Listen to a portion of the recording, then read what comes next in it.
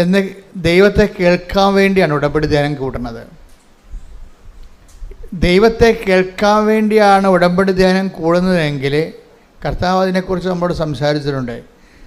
ഈ ഓരോരുത്തരുടെ Christ experience, ക്രൈസ്റ്റിനെ നമ്മൾ എങ്ങനെ കാണുന്നു എന്നതിനെ ആശ്രയിച്ചിരിക്കും. അതാണ് ഈശോ പറഞ്ഞത്, പ്രവാചകനായി സ്വീകരിക്കുന്നവന് അതിൻ്റെ ആനുപാതികമായിട്ടായിരിക്കും അനുഗ്രഹങ്ങൾ വരുന്നത്, അറിവ് വരുന്നത്.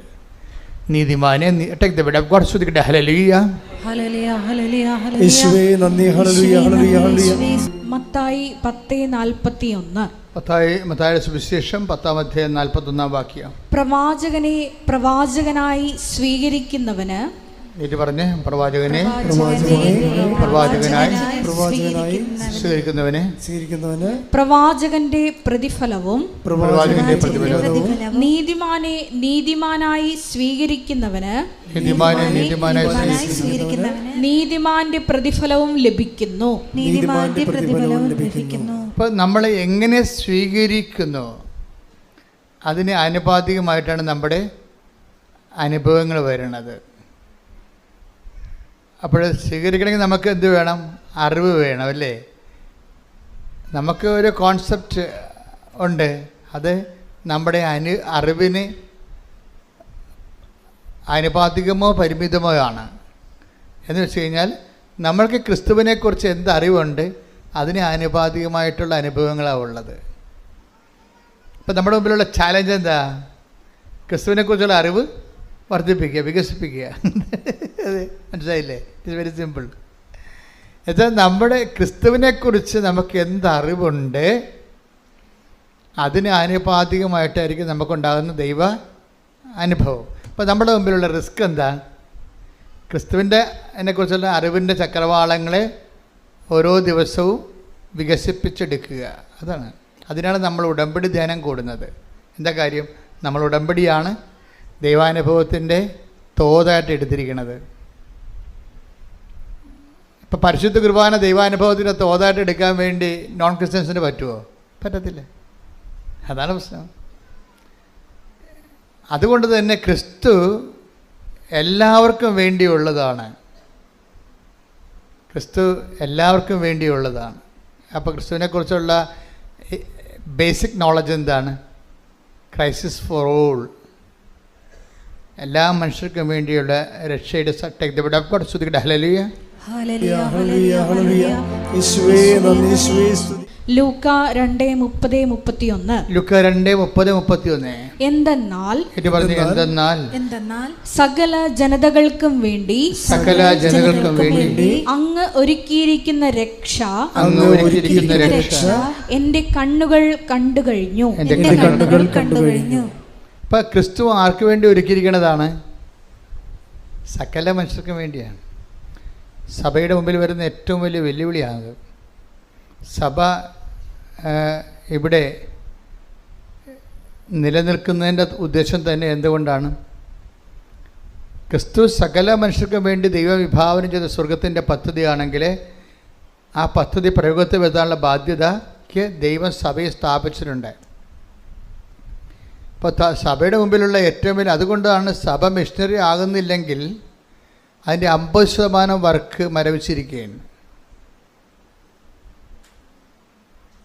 ക്രിസ്തുവിനെ അറിയിക്കുക എന്ന് വെച്ച് കഴിഞ്ഞാൽ ക്രിസ്തുവിനെ രക്ഷകനായി അറിയിക്കണം. അതാണ് വിഷയം. കഴിഞ്ഞ ദിവസങ്ങളിൽ ഞാൻ കഴിഞ്ഞ ദിവസത്ത് പറഞ്ഞോ എന്നറിയത്തില്ല, ഒരു SJ ഫാദർ ഇവിടെ വന്നിട്ടുണ്ടായിരുന്നു.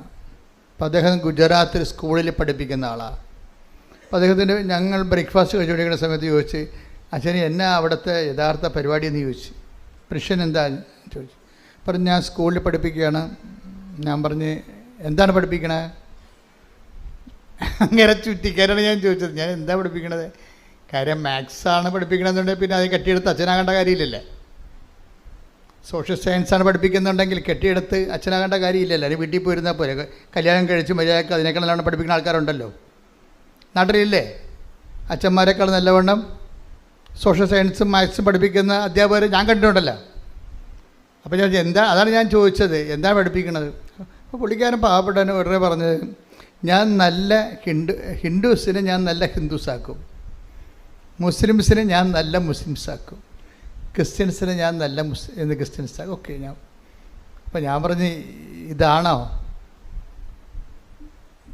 ദൈവവചനം വെളിപ്പെടുത്തുന്ന സുവിശേഷ വേല? അതാണ് വിഷയം. എന്താ കാര്യം? ക്രിസ്തുവിനെ അറിയാത്തവരെ അറിയിക്കുന്നത് നല്ല മനുഷ്യരോ ഒരു പുതിയ വാല്യൂ സിസ്റ്റമോ ഇവിടെ കൊണ്ടുവരാനല്ല ക്രിസ്തു ക്രൂശിക്കപ്പെട്ടത്. ഒരു പുതിയ മൂല്യം കൊണ്ടുവരാനുമല്ല. ക്രിസ്തു ഇവിടെ വരുന്നതിന് മുമ്പ് തന്നെ ഇവിടുത്തെ മൂല്യങ്ങൾക്ക് വലിയ കുഴപ്പമൊന്നുമില്ലായിരുന്നു. പ്രത്യേകിച്ച് ഇന്ത്യൻ മൂല്യങ്ങൾ, ലോകത്തിലെ ഏറ്റവും വലിയ മൂല്യം സൂക്ഷിക്കുന്ന ആൾക്കാരാണ് നമ്മൾ. മനുഷ്യരെ സ്നേഹിക്കാനും സന്ധിക്കാനും ശിബിയെ പോലെയുള്ള രാജാക്കന്മാരെ ആ പക്ഷിയെ കഴുകൻ്റെ മുമ്പിൽ നിന്ന് പ്രാവിനെ രക്ഷിച്ചത് സ്വന്തം തുടയിലെ ചോര അറുത്ത് കൊടുത്താണ്. അപ്പം അങ്ങനെയുള്ള ഒരു രാജ്യമാണിത്. ഇവിടെ ഒരു മൂല്യത്തിന് ഒരു പഞ്ഞവും ഇല്ല. പുതിയ മൂല്യം ഉണ്ടാക്കാൻ വേണ്ടിയല്ല ക്രിസ്തു ക്രൂശിക്കപ്പെട്ടത്. എന്തിനാണ് ക്രൂശിക്കപ്പെട്ടിരിക്കുന്നത്? തൻ്റെ ഏകജാതനെ നൽകട്ടെ.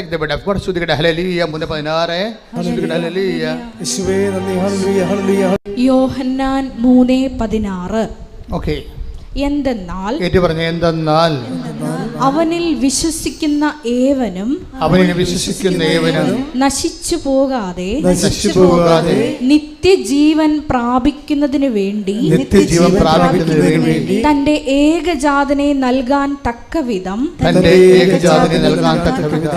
ദൈവം ലോകത്തെ അത്രമാത്രം സ്നേഹിച്ചു. എല്ലാ ബൈബിളും മൊത്തം A to Z, ഉൽപ്പത്തി മുതൽ വെളിപാട് വരെ കാച്ചി കുറുക്കി കംപ്രൈസ് ചെയ്ത് ഈ ഒരൊറ്റ വാക്കിൽ വെച്ചിരിക്കുകയാണ്. അത് ധ്യാനിക്കും തോറും നമുക്കിങ്ങനെ നമ്മൾ തീ കൊണ്ട് നമ്മളെ കത്തിക്കണ പോലെ നമുക്ക് കത്ത് പിടിക്കണ പോലെ തോന്നിക്കുകയാണ്. ധ്യാനിക്കും തോറും നമുക്ക് കത്ത് പിടിക്കും. എന്താ സംഭവിക്കണം? തൻ്റെ ഏകജാതനിൽ പറഞ്ഞേ, തന്റെ ഏകജാതനിൽ വിശ്വസിക്കുന്നവരാരും നശിച്ചു പോകാതെ രക്ഷ പ്രാപിക്കുന്നതിനായി ഏകജാതൻ എന്നുള്ള കോൺസെപ്റ്റ് ഇല്ല. പിതാവിൻ്റെ ഏകജാതൻ എന്നുള്ള ഒരു ആശയം, ഒരു സംവിധാനം ഇല്ല എന്നുണ്ടെങ്കിൽ സ്വർഗം മാനവരാശിയെ കാണുന്നത് നശിച്ചു പോയ കൂട്ടത്തിലാണ്. നിത്യത ഇല്ലാത്തയിടത്തോളം കാലം പിന്നെ ഉള്ളത് എന്താണ്? ഇവിടെയുള്ള മർത്യതയാണുള്ളത്.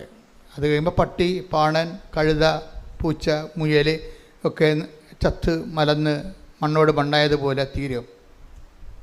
ഇത് തീരാണ്ടിരിക്കാൻ വേണ്ടിയുള്ള ദൈവത്തിൻ്റെ സംവിധാനമാണ്. എന്താണ്? തൻ്റെ ഏകജാതനെ വിശ്വസിക്കുന്നവരാരും നശിച്ചു പോകാതെ പിന്നെന്ത് ചെയ്യണം? ഏറ്റു പറഞ്ഞ് നിത്യജീവൻ പ്രാപിക്കേണ്ടതിന് തൻ്റെ ഏകജാതനെ നൽകാൻ തക്കവിധം ദൈവം അത്രമാത്രം ലോകത്തെ സ്നേഹിച്ചു. അപ്പം ഇത് വിശുദ്ധ വാരത്തിലേക്കാണ് നമ്മൾ ധ്യാനം കൂടുന്നത്. വിശുദ്ധ വാരം എന്താണെന്ന് ചോദിച്ചു കഴിഞ്ഞാൽ ഒറ്റ വാക്യമേ ഉള്ളൂ. എന്താണ്? ഈ നമ്മൾ അനുതാപപ്പെടുന്നു. 14 പള്ളികളിലൊക്കെ ആൾക്കാർ പോയി ഓരോ സ്ഥലം പാടുന്നു, അടുത്ത കടന്ന് ചായയും കുടിച്ചിട്ടുണ്ട്, അടുത്ത പള്ളിയിൽ പോകുന്നു. അങ്ങനെയുള്ള ഒത്തിരിയേറെ കാര്യങ്ങളൊക്കെ നടക്കുന്നുണ്ട്. പക്ഷേ അതേസമയം തന്നെ ധ്യാനിക്കുന്ന വിഷയം എന്താ? കർത്താവിൻ്റെ പീഡാനുഭവവും പങ്കപ്പാടുമല്ല നമ്മുടെ ധ്യാന വിഷയം. എന്താ വിഷയം? ഈ പീഡാനുഭവത്തിലൂടെ പ്രദർശിക്കപ്പെടുന്ന ആ കർത്താവിൻ്റെ പീഡാനുഭവങ്ങളിലൂടെ ആവിഷ്കരിക്കപ്പെടുന്ന ദൈവത്തിൻ്റെ ഒരു സ്നേഹമുണ്ട്. അതാണ്, ആ സ്നേഹമാണല്ലോ കർത്താവിൻ്റെ പീഡാനുഭവത്തിന് കാരണമായി വന്നത്. അത്രമാത്രമെന്നാണ്. തൻ്റെ ഏകജാതം നൽകാൻ തക്കവിധം ദൈവം അത്രമാത്രം ലോകത്തെ സ്നേഹിച്ചു. അപ്പോൾ തൻ്റെ ഏകജാതം നൽകാനെന്ന് വെച്ചാൽ കുരിശിൽ ഏൽപ്പിക്കാൻ തക്കവിധം. അപ്പം നമ്മൾ കുരിശിനെക്കുറിച്ചും കുരിശിൻ്റെ വഴിയെക്കുറിച്ചുമൊക്കെ ആലോചിക്കുകയും ചിന്തിക്കുകയും ചെയ്യുമ്പോൾ നമ്മൾ ചിന്തിക്കേണ്ടി വരുന്ന ആളാരാണ്? പരപിതാവിൻ്റെ സ്നേഹമാണ്. ഈ ദിവസങ്ങളിൽ ഈ വിശുദ്ധ വാരത്തിൽ നിങ്ങൾ ചിന്തിക്കേണ്ടത് ദൈവത്തിൻ്റെ സ്നേഹത്തെക്കുറിച്ചാണ്. ഈ ദൈവത്തിൻ്റെ സ്നേഹത്തെക്കുറിച്ച് ചിന്തിക്കുകയും നമ്മൾ നടത്തുന്ന കുരിശിൻ്റെ വഴികൾ, അതുപോലെ തന്നെ നമ്മൾ നടത്തുന്ന ദാനധർമ്മങ്ങളും എല്ലാം ദൈവസ്നേഹത്തിന് പകരമായിട്ട് നമ്മളുടെ ഒരു സ്നേഹപ്രവൃത്തികളായിട്ട് വരണം. ഓരോ ശുശ്രൂഷ ചെയ്യുമ്പോഴും, ഇപ്പോൾ വിശുദ്ധ വാരത്തിൽ നമ്മൾ കുരിശിൻ്റെ വഴി നടത്തുന്നു, കുമ്പസാരിക്കുന്നു, നഗരി കാണിക്കലിന് പോകുന്നു, അങ്ങനെ കുറേ കാര്യങ്ങൾ നമ്മൾ പങ്കെടുക്കുന്നുണ്ട്. ഇതെല്ലാം അനുഷ്ഠാന പ്രകാരമുള്ള ആചാരവിധികളിലുള്ള ആധ്യാത്മികതയുടെ അനുഷ്ഠാന വിധികളാണത്. അതുകൊണ്ട് ഉദ്ദേശിക്കുന്ന കറസ്പോണ്ടിങ് എക്സ്പീരിയൻസ് എന്താണെന്ന് വെച്ച് കഴിഞ്ഞാൽ, ഇത് കൂടുന്ന വ്യക്തിക്ക് അതിലൂടെ ദൈവസ്നേഹം വർദ്ധിക്കണം. അല്ലാതെ ഒരു നാടകം കാണുന്ന പോലെയോ അല്ലെങ്കിൽ ഒരു കുറേ കാലം കാണുന്ന കാഴ്ചക്കാരനെ പോലെ നിനക്ക് അതിനകത്ത് പങ്കെടുക്കാൻ പറ്റും. പക്ഷെ മറിച്ച് നീ അതിൽ പങ്കെടുക്കുമ്പോൾ ദൈവം എനിക്ക് വേണ്ടി ഒരുക്കിയ ദൈവത്തിൻ്റെ സ്നേഹത്തിൻ്റെ അവസാനത്തെ ദൈവത്തിന് സാധ്യമായ ഒരു ആവിഷ്കാരമാണ് ക്രിസ്തുവിൻ്റെ പീഡാനുഭവവും കുരിശും മരണവും.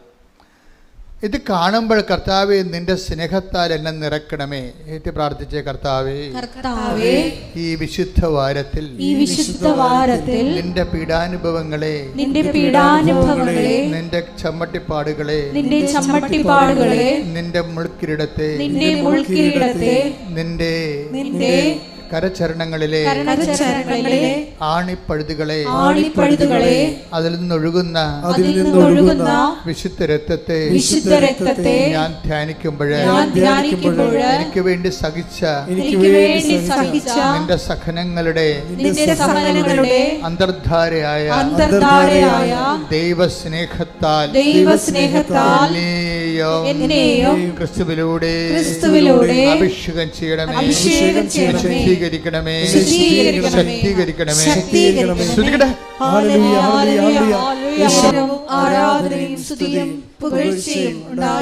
നമ്മൾ ഉടമ്പടിയിൽ ആഘോഷിക്കുന്നത് മറിയത്തിൻ്റെ ക്രൈസ്തവാനുഭവമാണ്. മറിയത്തിൻ്റെ ക്രൈസ്തവാനുഭവം. കാരണം ക്രിസ്തുവിനെ എന്തുകൊണ്ടാണ് മറിയത്തെ ക്രിസ്തുവാനുഭവത്തിൻ്റെ ഒരു ഉച്ചയും ഉറവയുമായിട്ട് നമ്മൾ കാണാൻ കാരണം? മറിയത്തിൽ നിന്നാണ് ക്രിസ്തുവാനുഭവം നമുക്ക് സാധാരണ മനുഷ്യന്, ഞാൻ അക്കാഡമിക് ആയിട്ടുള്ള ലെവലിലോ അല്ലെങ്കിൽ ഒരു മിസ്റ്റിക് ലെവലിലോ അല്ല അത് വേറെ ഒരു ന്യൂനപക്ഷമാണ് സഭയിലുള്ളത്. സഭയിലുള്ള കോമൺ പീപ്പിളിൽ 99% അവരെ സംബന്ധിച്ചിടത്തോളം മറിയമാണ് ക്രിസ്തുവിൻ്റെ ഏറ്റവും നമുക്ക് ലഭ്യമായ സാധ്യതയുടെ സാക്ഷാത്കാരം. ക്രിസ്തുവിൻ്റെ സാധ്യതകളെ ഏറ്റവും അടുത്തറിഞ്ഞത് ആരാണ്? മറിയമാണ്. ക്രിസ്തുവിൻ്റെ നമ്മൾ ഉടമ്പടിയിലൂടെ ചിന്തിക്കുന്നത് എന്താണ്? മറിയം അനുഭവിച്ച ക്രിസ്തുവിൻ്റെ സാധ്യതകളെ നമ്മുടെ അനുദിന സങ്കടങ്ങളിലേക്ക് ആപ്ലിക്കേറ്റ് ചെയ്തുകൊണ്ട് ക്രിസ്തുവിനെ അനുഭവിക്കാനുള്ള സാധ്യതയാണ് നമ്മൾ ഉടമ്പടിയിലൂടെ അന്വേഷിക്കുന്നത്. ശ്രുതികട ഹല്ലേലൂയ, ഹല്ലേലൂയ, ഹല്ലേലൂയ, ഹല്ലേലൂയ, ഹല്ലേലൂയ.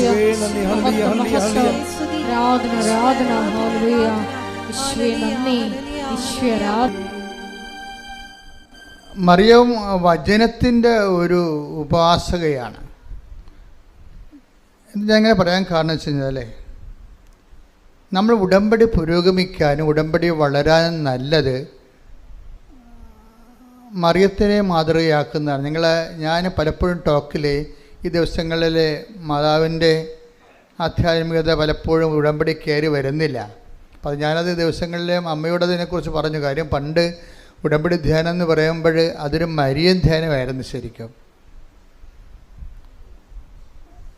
അപ്പോൾ ഈ ദിവസങ്ങളിൽ കുർബാന അർപ്പിക്കാൻ വേണ്ടി വന്നപ്പോൾ അമ്മ എന്നോട് പറഞ്ഞു, ഇങ്ങനെയാണ് അതിൻ്റെ പുതിയ വെളിപ്പാടുകൾ. അവർക്കൊരു മറിയത്തെക്കുറിച്ച് ഓൾമോസ്റ്റ് ഓൾ റെവലേഷൻസ്, അങ്ങനെ ഒരു ബുക്ക് തന്നെ ഉണ്ട്, മേരി മദർ ഓഫ് ഗോഡ്, മറിയത്തിൻ്റെ സുവിശേഷം എന്നും പറഞ്ഞുകൊണ്ട് നമുക്കൊരു വലിയ ബുക്ക് തന്നെ ഉണ്ട്, ഇവിടുന്ന് മേടിക്കാൻ കിട്ടും.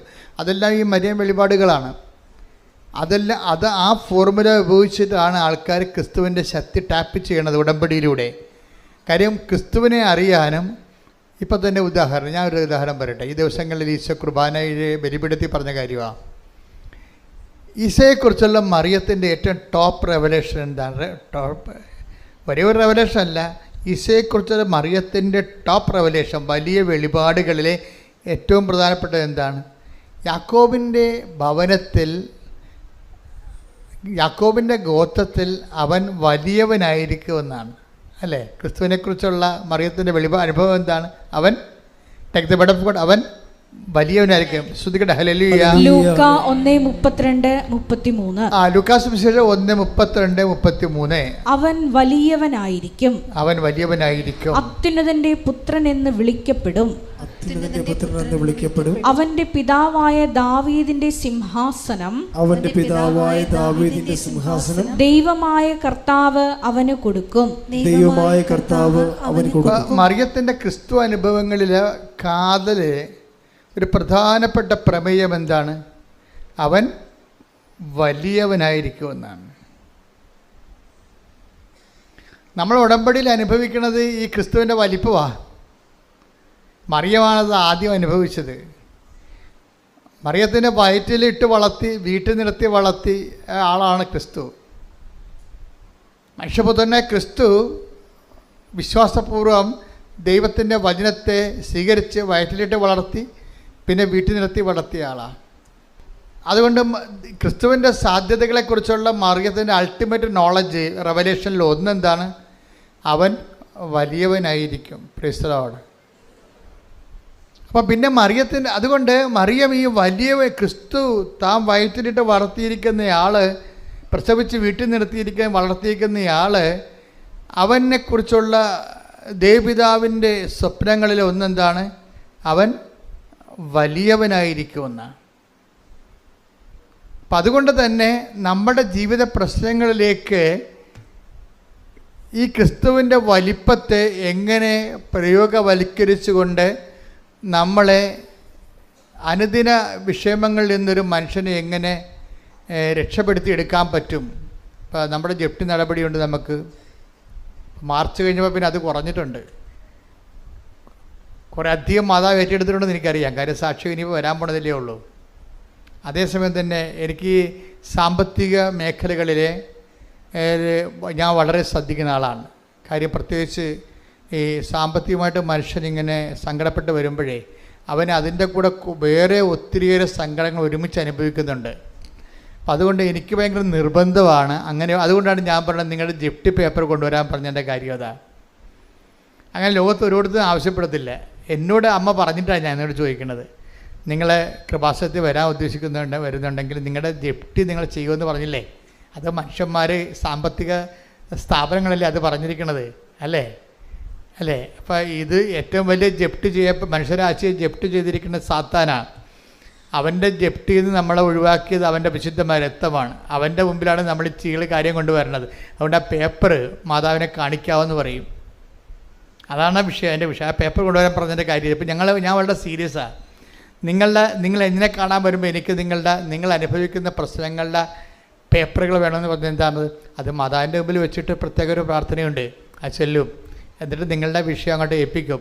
അത് നിങ്ങളോർക്കും ഇതൊക്കെ ഒരു ആൾക്കാർ ഇങ്ങനെ ആകർഷിക്കാൻ വേണ്ടി ചെയ്യണം. അല്ല, ആൾക്കാരെ ആകർഷിക്കാൻ വേണ്ടി ഞാൻ ചെയ്ത കാര്യമല്ല, മറിയം ചെയ്ത കാര്യങ്ങളാണ് ഇതൊക്കെ. എന്താണ് മറിയം ചെയ്തത്? എന്താണ്? ക്രിസ്തുവിനെ കുറിച്ച് മറിയത്തിന് അറിയാം വലിയവനാണെന്ന്. എലിസബത്ത് പരിശുദ്ധാത്മാവ് എലിസബത്തിനെ കാണാൻ വേണ്ടി അമ്മ തിടുക്കത്തിൽ ചെല്ലുമല്ല. അത് തിടുക്കത്തിൽ വായിച്ചത് ലൂക്ക 1:39. ലൂക്ക 1:39. ആ ദിവസങ്ങളിൽ മറിയം യൂദയായിലെ മലമ്പ്രദേശത്തുള്ള ഒരു പട്ടണത്തിലേക്ക് തിടുക്കത്തിൽ യാത്ര പുറപ്പെട്ടു. അപ്പൊ മറിയത്തിന്റെ ഒരു മൗലികമായ ഒരു ആക്ഷൻ മോഡാണിത്. എന്താണ്? ആള് തിടുക്കമായിരിക്കും. അതുകൊണ്ടാണ് ഈ ഉടമ്പടി ഉടനടി പരിഹാരം എന്നൊക്കെ ഞാൻ ആദ്യ കാര്യങ്ങളിൽ പറഞ്ഞുകൊണ്ടിരുന്നത്. ഈ തിടുക്കം എനിക്കറിയാം, തിടുക്കത്തെക്കുറിച്ച്. സത്യസന്ധമായിട്ട് ഒരു വ്യക്തി ഉടമ്പടി ചെയ്തെങ്കിൽ അമ്മ ആ വിഷയത്തിൽ തിടുക്കം കാണിക്കുമെന്നറിയാം. അതുകൊണ്ട് ഉടമ്പടി ഉടനടിയല്ല, പിന്നെ ഇങ്ങനെ പരിഹാരമുണ്ട്. അതാണ് വിഷയം. അമ്മ ആ തിടുക്കം കാണിക്കുമെന്നറിയാം. അമ്മയ്ക്ക് അല്ലെങ്കിലും തിടുക്കമാണ്.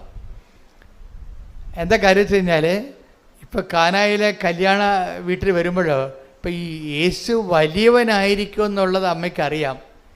പക്ഷേ ഈ വലിപ്പം അമ്മയെ സംബന്ധിച്ചിടത്തോളം മനുഷ്യൻ അനുദിനം അനുഭവിക്കുന്ന പ്രതിസന്ധിക്ക് പരിഹാരമാകാൻ ഇത് ആപ്ലിക്കേറ്റ് ചെയ്യാൻ പറ്റുമോ എന്നുള്ളതാണ് മറിയൻ ആലോചനകൾ.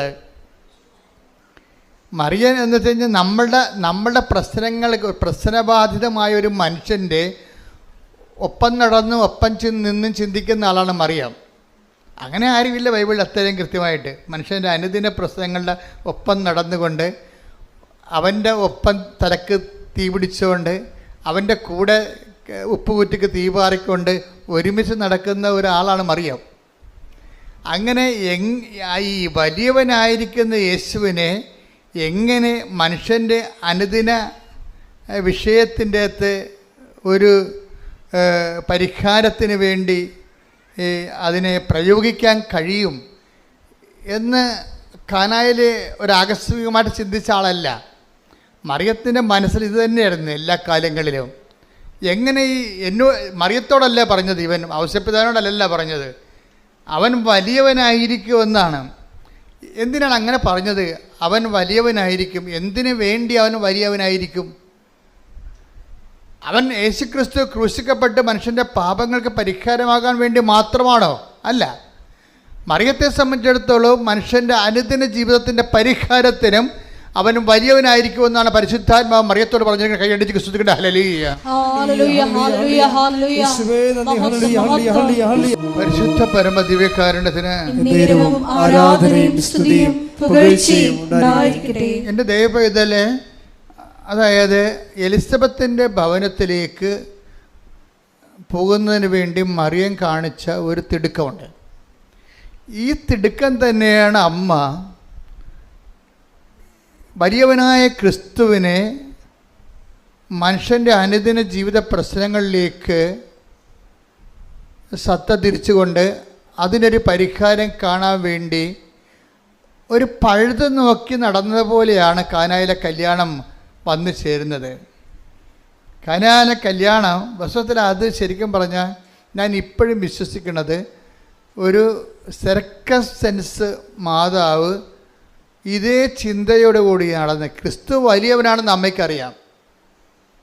ഈ വലിമ മനുഷ്യന് മനസ്സിലാകുന്ന ജീവിത പ്രശ്നങ്ങളിലേക്ക് അതിൻ്റെ സാധ്യതയെ പ്രയോഗിച്ചുകൊണ്ട് ക്രിസ്തുവിനെ മനുഷ്യൻ അവൻ്റെ സങ്കടങ്ങളിൽ സമാശ്വാസം നൽകുന്ന ദൈവത്തിൻ്റെ സ്നേഹരൂപമായി അനുഭവിക്കുന്ന ദൈവിക പദ്ധതി അമ്മയ്ക്ക് ഒരു ചെവിട്ടോർമ്മ പോലെ ചൊല്ലിക്കൊടുത്തതുപോലെ അമ്മ ഒരു പഴുത് നോക്കി നടക്കുകയായിരുന്നു. എപ്പോഴാണ് ഈ വലിയവനായ യേശുവിനെ മനുഷ്യൻ്റെ ജീവിതത്തിലെ പ്രശ്നങ്ങൾക്ക് പരിഹാരം ആക്കുക? അങ്ങനെ നടക്കുന്ന കാലത്താണ് കാനായിലെ കല്യാണം ഒരു പെട്ടെന്നിങ്ങനെ ഈ പാല് കടയുമ്പോൾ വെണ്ണ വന്ന പോലെ പൊന്തി വന്നത്. അവസരം പൊന്തി വന്നതാണ്. ആ അവസരം ശരിക്കും പറഞ്ഞ അമ്മയ്ക്ക് വേറെ ആ വിഷയം കൈകാര്യം ചെയ്യണമെങ്കിൽ തീർച്ചയായിട്ടും ഞാൻ ഇടയ്ക്ക് പറയാറുള്ളതാണ്, അത് വലിയൊരു വിഷയമല്ല, ഒരു ചെറിയൊരു പഴുതാണ്. അവിടെ വീഞ്ഞ് തീർന്നു പോയി, വേണമെങ്കിൽ അടുത്ത വീട്ടിൽ പോയി വായ്പ വാങ്ങിക്കാമെന്ന് പറയുമ്പോൾ ആ പ്രശ്നം തീരും.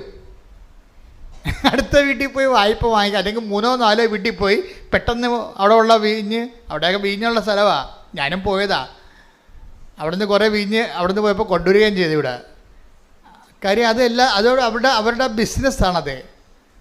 അപ്പം അതുകൊണ്ട് തന്നെ അവിടെ പഞ്ഞമൊന്നുമില്ല ഈ സംഭവം, അടുത്ത വീട്ടിൽ പോയി സംഭവം കിട്ടും. അങ്ങനെ ഒരു ഉപദേശം കൊടുക്കുന്നതിനുള്ള സാധ്യതയുണ്ട് അവിടെ. അല്ലെങ്കിൽ വിലക്ക് വാങ്ങാമല്ലോ. അപ്പോൾ ഈ 2 സംഭവം ചെയ്യാതെയാണ് അമ്മ ഈ വിഷയം യേശുവിൻ്റെ വലിയവനായ യേശുവിൻ്റെ വലിപ്പം മനുഷ്യൻ്റെ ജീവിത പ്രശ്നങ്ങൾ പരിഹാരമാകാനുള്ള സാധ്യത അമ്മ കണ്ടുപിടിച്ച ഒരു പോംവഴിയാണ്. നമ്മൾ അമ്മയെ വിളിക്കണത് എന്താണ്? ദിവ്യ രഹസ്യങ്ങളുടെ എന്താ വിളിക്കണേ? റോസാപുഷ്പം. ഞങ്ങളൊക്കെ എൻ്റെ കുഞ്ഞുനാളിലൊക്കെ വീട്ടിൽ അമ്മ പറയണത് വ്രതപുഷ്പമേ എന്നൊക്കെ പറയും. എനിക്ക് അന്ന് മനസ്സിലായിട്ടില്ല, ഇന്നും മനസ്സിലായിട്ടില്ല. ദിവ്യ രഹസ്യങ്ങളുടെ വ്രതപുഷ്പമേ എന്നുവെച്ചാൽ തമിഴാണ്. ഞങ്ങളുടെ ഇവിടുത്തെ പ്രാർത്ഥനകളെല്ലാം, കേരളത്തിലെ ക്രിസ്ത്യൻസിൻ്റെ പ്രാർത്ഥന പൊതുവേ ഒരു 100 കൊല്ലം മുമ്പ് ഒരു തമിഴായിരുന്നു.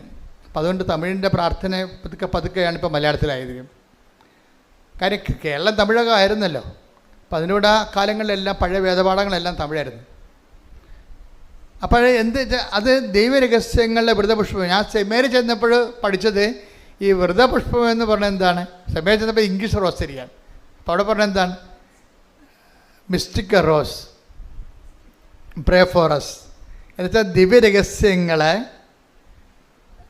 ഒരു തേൻ പോലെ ഒരു പനിനീർ പൂവിൽ സൂക്ഷിച്ചിരിക്കുന്നതാണ് അമ്മ. അമ്മ ഒരു പനിനീർ പൂവാണ്. ആ പനിനീർ പൂവിൽ ദിവ്യരഹസ്യങ്ങളുണ്ട്. തേന് പോലെ ഇരിക്കണ പൂവിൽ എങ്ങനെയാണ് തേനിരിക്കുന്നത്, അതുപോലെ പരിശുദ്ധ മറിയമാവുന്ന സ്വർഗീയ പുഷ്പത്തിലെ തേനുണ്ട്. എന്തിൻ്റെയാണ്? ദിവ്യരഹസ്യങ്ങൾ. ദിവ്യരഹസ്യം എന്താണ്? ക്രിസ്തുവിനെക്കുറിച്ചുള്ള രഹസ്യങ്ങളാണ്. ക്രിസ്തുവിനെക്കുറിച്ചുള്ള രഹസ്യങ്ങൾ ആർക്കാണ് പകർന്നു കിട്ടിയിരിക്കുന്നത്? മറിയത്തിനാണ്. എന്താണ്? അവൻ വലിയവനായിരിക്കും. അതാണ് രഹസ്യമാണത്. അത് രഹസ്യമാണ്. ഈ രഹസ്യം അത് അമ്മയ്ക്ക് കിട്ടിയിരിക്കുന്ന രഹസ്യമാണ് അമ്മ കാനായിലെ അത് പരസ്യമാക്കുന്നത്. ഈ രഹസ്യമില്ലേ, അതായത് ഇവൻ വലിയവനായിരിക്കും എന്നുള്ള ദിവ്യരഹസ്യം. അതാണ് ദിവ്യരഹസ്യങ്ങളുടെ പനിനീർ പുഷ്പമേ. അപ്പം ഈ രഹസ്യത്തെയാണ് അമ്മ അവൻ വലിയവനായിരിക്കും. ഈ യേശുക്രിസ്തുവിൻ്റെ ശക്തിയെ അമ്മ ബലഹീനനായ മനുഷ്യൻ്റെ ഉയർത്തെഴുന്നേൽപ്പിനും നിലനിൽപ്പിനും ഉയർച്ചയ്ക്കും അതിജീവനത്തിനുമായിട്ട് അമ്മ ഒരു പഴുത് നോക്കിയിരിക്കുകയായിരുന്നു. യേശുക്രിസ്തുവിനെ ഇൻട്രൊഡ്യൂസ് ചെയ്യാൻ വേണ്ടി ക്രിസ്തുവിൻ്റെ ശക്തി, ക്രിസ്തുവിലുള്ള ദൈവത്തിൻ്റെ പദ്ധതികൾ, മനുഷ്യൻ്റെ എല്ലാ സർവ്വതോന്മുഖമായ വീണ്ടെടുപ്പുകൾ നിലവിൽ വരുത്താൻ വേണ്ടി അമ്മ ഒരു പഴുത് നോക്കിയിരിക്കുകയാണ്. അങ്ങനെ വളരെ അത്രയ്ക്ക് വലിയ ആഡംബരമായിട്ട് പറയാൻ പറ്റുന്നില്ലെങ്കിലും കിട്ടിയ പഴുത് അമ്മ തിടുക്കത്തിൽ ഉപയോഗിക്കുകയാണ്. അവിടെയും തിടുക്കമാണ്, പെട്ടെന്നല്ല ഈ സംഭവം നടക്കുന്നത്. അവർ അടുത്ത വീട്ടിൽ പോയി വാടകയ്ക്ക് വീഞ്ഞും കാവിക്കൊണ്ട് വരണമെങ്കിൽ തന്നെ ഇവിടെ കാര്യം സാധിച്ചു. അതാണ് തിടുക്കം. അവിടെ തിടുക്കം കാണിക്കുന്നുണ്ട്. അതായത് അടുത്ത വീട്ടിൽ പോയി ആ വീട്ടുകാർ വീഞ്ഞ് തീരാൻ പോണെന്ന് കണ്ടപ്പോൾ തന്നെ ഇത് അമ്മയ്ക്കറിയാം, ഇത് ഇവർ വീഞ്ഞ് തീരാൻ പോണ എങ്ങനെ വീട്ടുകാരറിഞ്ഞു കഴിഞ്ഞാൽ ക്രിസ്തുവിനെ അറിയാൻ പാടില്ലാത്ത കാരണം അവർ വേറെ മാർഗങ്ങൾ ഉപയോഗിക്കുമെന്നറിയാം. അതാണ് വിഷയം. അവിടെ ക്രിസ്തുവിനെ അറിയാത്ത വീടാണത്.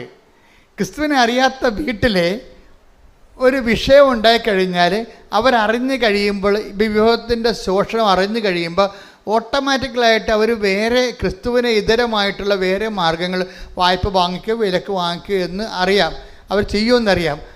അതിന് മുമ്പ് തന്നെ ഒരു തിടുക്കം കാണിക്കും. ഇവിടെ എലിസബത്തിൻ്റെ വീട്ടിലേക്ക് പോയി അതേ തിടുക്കം തന്നെ. ദൈവത്തിലെ ഓർക്കുക, നിൻ്റെ വിഷയത്തിനും നീ ഒരു ബൗദ്ധികമായ പരിഹാരം നീ കണ്ടെത്താൻ ഉള്ള സാവകാശത്തെ മുമ്പേ മറിയം കാണിക്ക തിടുക്കത്തിന്റെ പേരാണ് ഉടമ്പടി. കൈയടിച്ച് സ്തുതിക്കട്ടെ. ഹല്ലേലൂയ, ഹല്ലേലൂയ, ഹല്ലേലൂയ, ഹല്ലേലൂയ, ഹല്ലേലൂയ. മഹത്വം, മഹത്വം. വലിയ വെളിപാട് നന്ദി പറയുന്നു. ഹല്ലേലൂയ, മഹത്വം, മഹത്വം. ആരാധന, ആരാധന. ദേവപിതാവേ നന്ദി, ദേവപിതാവേ മഹത്വം, സ്തുതിയും പുകഴ്ചയും ഉണ്ടായിരിക്കട്ടെ. അതായത് എപ്പോഴും നമ്മൾ മനസ്സിലാക്കണം, മറിയം ഇപ്പം കാനായിലൊക്കെ വലിയ വിവാഹ വിരുന്നിൽ നടന്ന സംഭവങ്ങളെ നമ്മൾ അന്വേഷിക്കുകയാണെങ്കിൽ നമുക്ക് മനസ്സിലാകുന്ന ഒരു സത്യമുണ്ട്. എന്താണ്? മറിയം നമ്മുടെ ജീവിത പ്രശ്നങ്ങൾക്കൊപ്പമാണ്. മറിയം ക്രിസ്തുവിനൊപ്പമാണ്. അതേസമയം തന്നെ ക്രിസ്തുവിൻ്റെ ആ വലിമ എന്തു ചെയ്യും? നമ്മുടെ ജീവിത പ്രശ്നങ്ങൾക്ക് പരിഹാരം കാണാനുള്ള സാധ്യത, അതിനുള്ള പഴുത് ഓരോ നിമിഷവും അന്വേഷിക്കുന്ന ആളാണ്. അതിനുള്ള തിടുക്കം കാണിക്കുന്നത് കൊണ്ടാണ് ഞാൻ നിങ്ങളോട് പറഞ്ഞത്, അമ്മ എന്താ പറഞ്ഞത്? അവൻ പറയണത് പോലെ ചെയ്യുക. ആ തിടുക്കം നിങ്ങളുടെ ഭാഗത്തു നിന്നുണ്ടാകണം.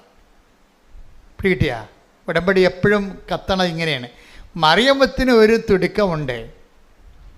മനുഷ്യൻ ബൗദ്ധികമായ മാനുഷികമായ മാർഗങ്ങൾ അന്വേഷിക്കുന്ന മുമ്പേ യേശുക്രിസ്തുവിനെ ആ പ്രശ്നത്തിൽ ഉൾപ്പെടുത്തിക്കൊണ്ട് ദൈവത്തിൻ്റെ മഹത്വപ്പെടുത്തുക എന്നുള്ള മറിയത്തിൻ്റെ സ്വാഭാവികമായ മാതൃകയ്ക്ക് മറിയത്തിന് ഇച്ഛാശക്തിയുണ്ട്. പക്ഷെ അത് നടപ്പിൽ വരുത്തുന്നതിന് നമ്മളുടെ ഭാഗത്തു നിന്നും അതുപോലെ തന്നെയുള്ള ഒരു ത്വര, തിടുക്കം ഉണ്ടാകണം. പറഞ്ഞ മനസ്സിലായില്ലേ? അതുകൊണ്ട് ഞാൻ എപ്പോഴും പറയും, നിങ്ങളുടെ പ്രശ്നത്തിനെ അടിസ്ഥാനപ്പെടുത്തിയാണ് നിങ്ങളൊരു തിടുക്കം നമുക്ക് തിടുക്കം ഉണ്ടാക്കാൻ പറ്റും. രണ്ട് തരത്തിലാണ് തിടുക്കം വരുന്നത്. ഒന്ന്, നിങ്ങളുടെ പ്രശ്നത്തെ അടിസ്ഥാനപ്പെടുത്തിക്കൊണ്ടൊരു തിടുക്കം ഉണ്ടാക്കാൻ പറ്റും. എന്താണ് കാരണം? നിങ്ങൾ ഇപ്പോൾ ഇംഗ്ലണ്ടിൽ പഠിക്കാൻ പോണ കക്ഷികളാണ്. അവിടെ ഇൻടേക്കിൻ്റെ അകത്ത് അവർക്ക് ഇപ്പോൾ സെപ്റ്റംബർ ഇൻടേക്ക് ഉണ്ട്. അതിൻ്റെ അകത്ത് കയറി പറ്റാൻ വേണ്ടി ഒരു തിടുക്കമുണ്ട്, ഇല്ലേ? ഒരു തിടുക്കം. അപ്പോൾ അതിൻ്റെ അകത്ത് നിങ്ങളുടെ പ്രാർത്ഥനയുടെ ഉദ്ദേശം എന്താണ്? നിങ്ങൾക്ക് തിടുക്കം ഉണ്ടാക്കണത് എന്താണ്?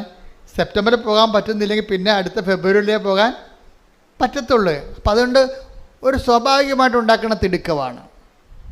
ഞാൻ എന്താ ചെയ്യണത്? എപ്പോഴും നിങ്ങളുടെ ഈ മെറ്റീരിയലായിട്ടുള്ള തിടുക്കത്തെ ഞാനൊന്ന് ടെസ്റ്റ് ചെയ്തിട്ട് നിങ്ങളിലേക്ക് ദൈവസ്നേഹം ഇൻഡക്റ്റ് ചെയ്ത് തരും. നിങ്ങളുടെ ഇതിലേക്ക് ദൈവസ്നേഹം തരും. എന്താ കാര്യം വെച്ച് കഴിഞ്ഞാൽ, മറ്റൊരു പ്രശ്നം വെച്ച് കഴിഞ്ഞാൽ ആ ഇൻടേക്ക് കഴിയുമ്പോൾ നിങ്ങളുടെ തിടുക്കം പോവും. അശംപ്രദ മനസ്സിലായില്ലേ? എൻ്റെ ടെക്നിക്കായിട്ട് ഈ കാര്യം മനസ്സിലാക്കണം. നിങ്ങളുടെ ജപ്തി നടപടി മാർച്ച് കഴിഞ്ഞപ്പോൾ ഇപ്പോൾ തിടുക്കമില്ല. ഈ മാനുഷിക തിടുക്കം, മെറ്റീരിയലായിട്ടുള്ള തിടുക്കത്തിൻ്റെ കുഴപ്പം അത് കണ്ടീഷണലാണ്.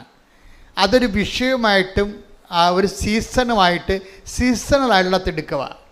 നിങ്ങളുടെ ഇൻടേക്ക് കഴിഞ്ഞു, സെപ്റ്റംബറിൽ കിട്ടിയില്ല, അതിന് കുഴപ്പമില്ല, ഇപ്പോൾ ഫെബ്രുവരിയല്ലേ, അതിന് ശേഷം പോയി നമുക്ക് ഇംഗ്ലീഷ് പഠിക്കാമെന്ന് പറയും. അപ്പോൾ നിങ്ങളുടെ തിടുക്കം പോയി. പക്ഷേ ആ തിടുക്കമല്ല നമുക്ക് വേണ്ടത്. ഒരു വിഷയബന്ധിതമായ തിടുക്കമാണ് നിങ്ങൾക്കുള്ളത്. മറിച്ച് എനിക്കറിയാം നിങ്ങളുടെ തിടുക്കം മെറ്റീരിയലാണെന്നറിയാം. നിങ്ങൾ ആ വിഷയം, ആ സമയം കഴിഞ്ഞ് കഴിഞ്ഞാൽ പിന്നെ നിങ്ങൾ തിടുക്കം കുറയും. പക്ഷേ പ്രശ്നം എന്താ വെച്ചാൽ, തിടുക്കം കൂട്ടുകയും തിടുക്കം കുറയ്ക്കുകയും ചെയ്യുന്നത് ആരോടാണ്? ദൈവത്തോടല്ലേ. അതാണൊരു കുഴപ്പം. ഇതിൽ വരുന്നൊരു അപകടം അതാണ്. നിങ്ങളിപ്പോൾ ജപ്തി മാറ്റി വെക്കാൻ വേണ്ടി നിങ്ങൾ ഒരു തിടുക്കം കാണിക്കുന്നത്, ജപ്തി മാറ്റി വെച്ച് കഴിയുമ്പോൾ പിന്നെ നിങ്ങൾക്ക് ഉടമ്പടി ആ പഴയതുപോലെയുള്ള ഫെർവൻസ് ഇല്ല. എന്താ കാര്യം? നിങ്ങളുടെ തിടുക്കമെല്ലാം ഒരു വിഷയത്തെ ബന്ധിതമായിട്ട് വെച്ചിരുന്നതാണ്. അപ്പം ഞാനെന്താ ചെയ്യണത്? ഞാൻ പലപ്പോഴും ചെയ്യണത്, നിങ്ങളുടെ തിടുക്കം വിഷയത്തിൽ നിന്ന് മാറ്റിയിട്ട് വ്യക്തിയിലേക്ക് ഞാൻ ലിങ്ക് ചെയ്യിക്കും. വ്യക്തി എന്ന് പറയാൻ ആരാണ്? ഒന്ന് ക്രിസ്തുവിലേക്ക് ഞാൻ ലിങ്ക് ചെയ്യിക്കും. എന്നിട്ട് നിങ്ങളിൽ ക്രിസ്തുവിനെക്കുറിച്ചുള്ള സ്നേഹവും ക്രിസ്തുവിൻ്റെ ഇടപെടലിനെക്കുറിച്ച് ഞാൻ നിങ്ങളോട് കൂടുതൽ പറയും. എന്നിട്ട് ഞാൻ പറയും, നിങ്ങൾ പൊതിച്ചോറ് കൊടുക്കുമ്പോഴും പത്രം കൊടുക്കുമ്പോഴും ക്രിസ്തുവിനെക്കുറിച്ചുള്ള സ്നേഹത്താൽ കൊടുക്കാൻ പറയും. അല്ലാതെ നിങ്ങളെ ഇൻറ്റൻഷൻ വെച്ചിട്ട് ഇവിടെ എഴുതി വെച്ചിരിക്കുന്ന വിഷയത്തെ അല്ല നിങ്ങൾ അടിസ്ഥാനപ്പെടുത്തേണ്ടത്. നിങ്ങൾ ചെയ്യേണ്ട ഓരോ കാര്യവും, പത്രം കൊടുത്താലും വെയിൽ കൊണ്ടാലും അതിനുവേണ്ടി മഴ കൊണ്ടാലും നിങ്ങൾ എന്ത് ചെയ്യണം? അത് ക്രിസ്തുവിൻ്റെ സ്നേഹത്തെ കാഴ്ചവെക്കാൻ പറയും. എന്തിനറിയാവോ? എനിക്ക് നിങ്ങളുടെ തിടുക്കത്തെ ക്രിസ്തുവിൻ്റെ വ്യക്തിത്വത്തോട് ബന്ധപ്പെടുത്തി നിർത്തിക്കഴിഞ്ഞാലുള്ള ഗുണമെന്ന് പറയണത് അതങ്ങനെ ശാശ്വതമായിട്ട് നിൽക്കും. മറ്റത് വിഷയബന്ധിയാണ്, സീസണബിളാണ്. നിൻ്റെ ജപ്തി നടപടി മാറുമ്പോഴും പരീക്ഷ കഴിയുമ്പോഴും നിങ്ങളുടെ തിടുക്കം കുറയും.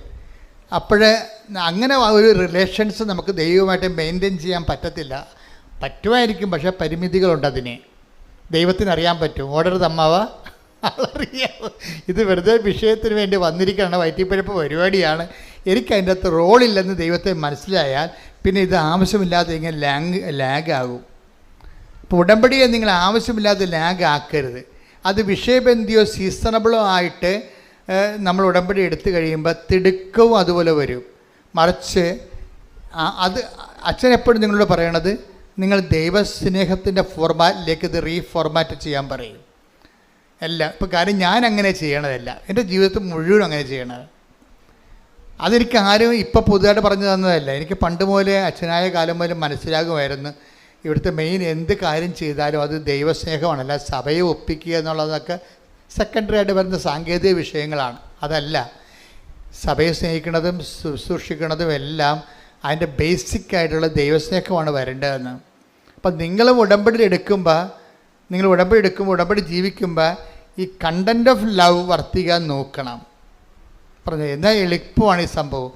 അങ്ങനെ ദൈവത്തിന് ഒരിക്കലും നിങ്ങളെക്കുറിച്ച് നിങ്ങൾ തോന്നുകയാണ്, നിങ്ങൾ ദൈവസ്നേഹത്തിൻ്റെ വക്താവാണെന്ന് ദൈവത്തിന് തോന്നിയാൽ പിന്നെ ഇത്രയും ഈ പ്രശ്നങ്ങളൊന്നുമില്ല.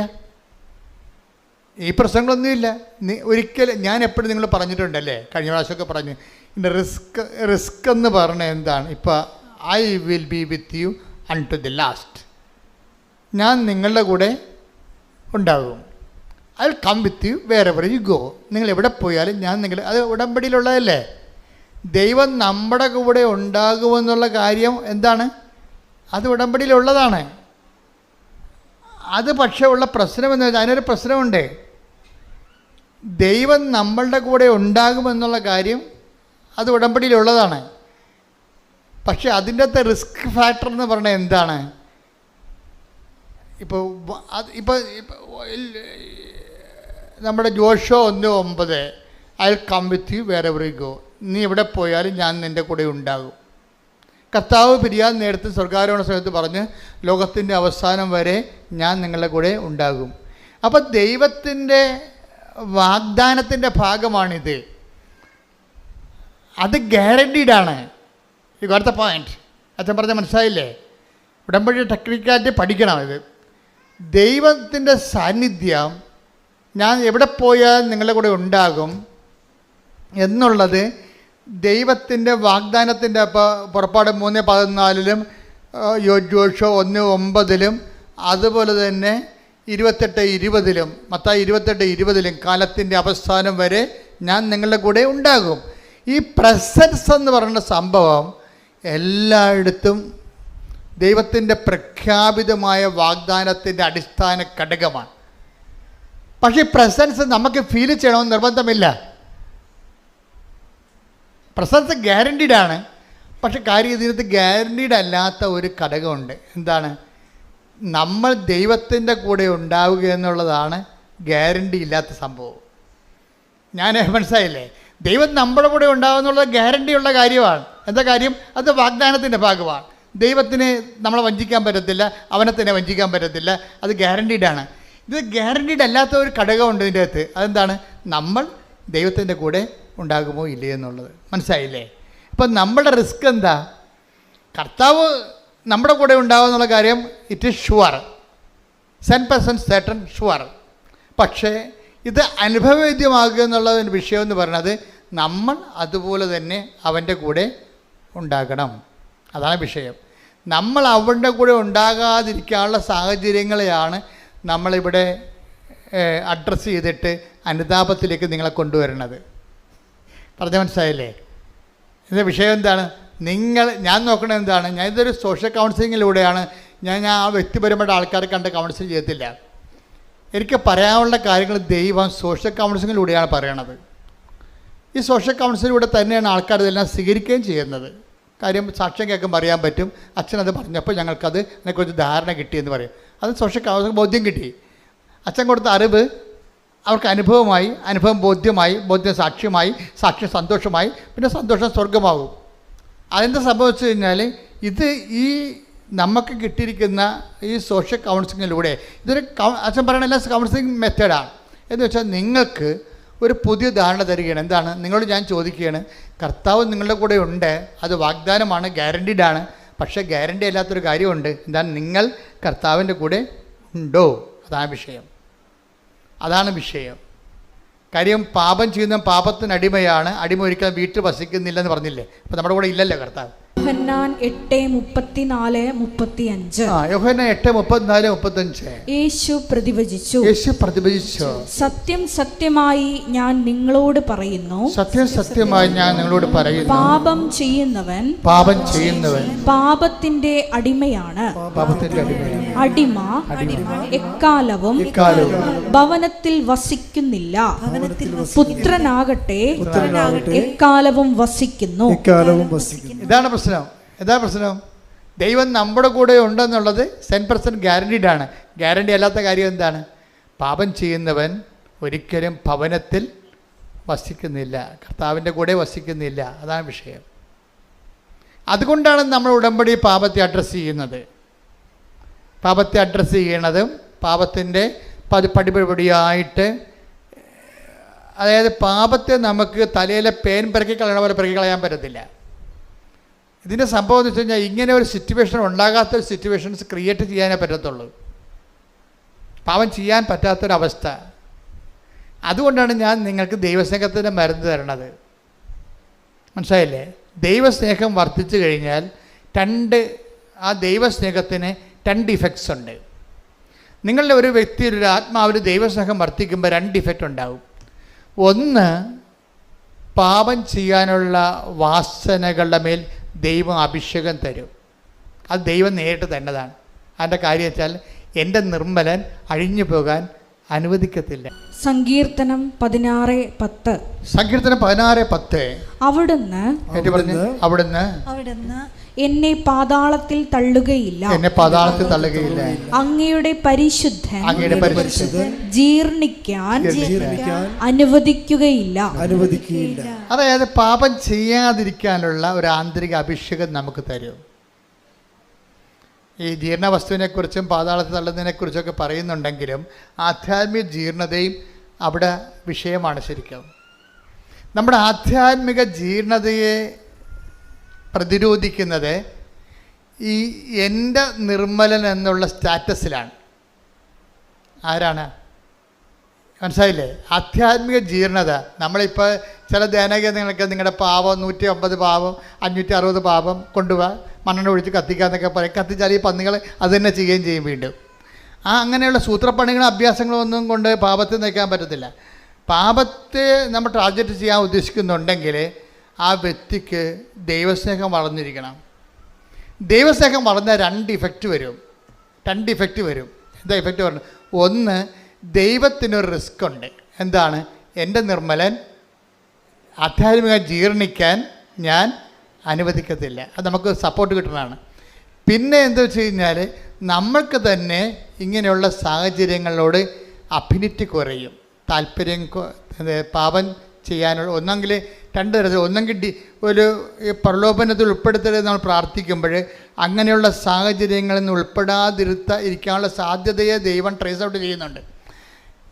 ഇപ്പം എന്താ ഞങ്ങളെ ഒന്ന് പറഞ്ഞു, ഞങ്ങളെ പ്രലോഭനത്തിൽ ഉൾപ്പെടുത്തരുത് എന്നല്ല പറയണത്. അപ്പം അതിൻ്റെ അർത്ഥം എന്താണ്? അങ്ങനെ ഒരു സിറ്റുവേഷൻ ഉണ്ട് ആധ്യാത്മിക ജീവിതത്തിൽ എന്ന് ഈശോ വെളിപ്പെടുത്തിയിരിക്കുന്നു. കൈയടിക്കട്ടെ. എൻ്റെ മക്കളെ, നമ്മുടെ ആധ്യാത്മിക ലൈഫിൽ ഇങ്ങനെ ഒരു സിറ്റുവേഷൻസ് ഉണ്ടെന്ന് ഈശോ ട്രേസ് ഔട്ട് ചെയ്തിരിക്കുന്നു. എന്താണ്? ഞങ്ങളെ പ്രലോഭനത്തിൽ ഉൾപ്പെടുത്തരുത്. ദാറ്റ് മീൻസ് അതിൻ്റെ പ്രൊവിഷൻ ഉണ്ടെന്ന് ഇല്ലേ? പ്രലോഭനത്തിൽ ഉൾപ്പെടാതെ ഒരു വ്യക്തിക്ക് ഇവിടെ ജീവിക്കാനുള്ള സാധ്യതയുണ്ടെന്ന് ആണ് ഈശോ.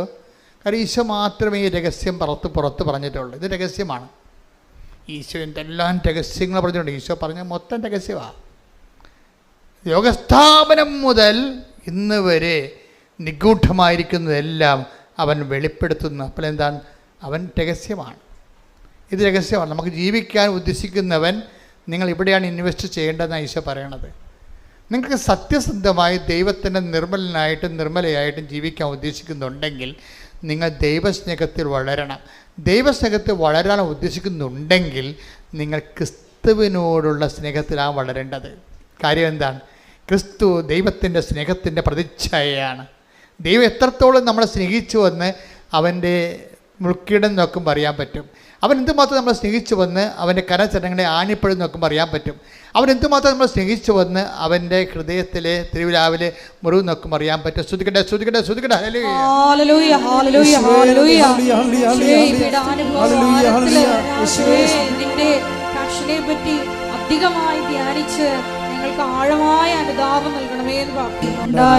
നമ്മൾ ഉടമ്പടിയിൽ എന്താ ചെയ്യണത്? അവൻ പറയണത് പോലെ ചെയ്യുക. അവൻ പറഞ്ഞത് എന്താണ്? എന്നെ സ്നേഹിക്കുന്നവൻ എൻ്റെ കൽപ്പന പാലിക്കട്ടെ. ഇവിടെ ശ്രുതിക്കട്ടെ. ഹല്ലേലൂയ, ഹല്ലേലൂയ, ഹല്ലേലൂയ, ഹല്ലേലൂയ. യോഹന്നാൻ 14:23. യോഹന്നാൻ 14:23. യേശു പ്രതിവചിച്ചു, എന്നെ സ്നേഹിക്കുന്നവൻ എന്റെ വചനം പാലിക്കും. അപ്പോൾ എന്റെ പിതാവ് അവനെ സ്നേഹിക്കുകയും ഞങ്ങൾ അവന്റെ അടുത്ത് വന്ന് അവനിൽ വാസമുറപ്പിക്കുകയും ചെയ്യും. 13:35 വായിച്ചേ. നിങ്ങൾ പരസ്പരം സ്നേഹിക്കുവിൻ.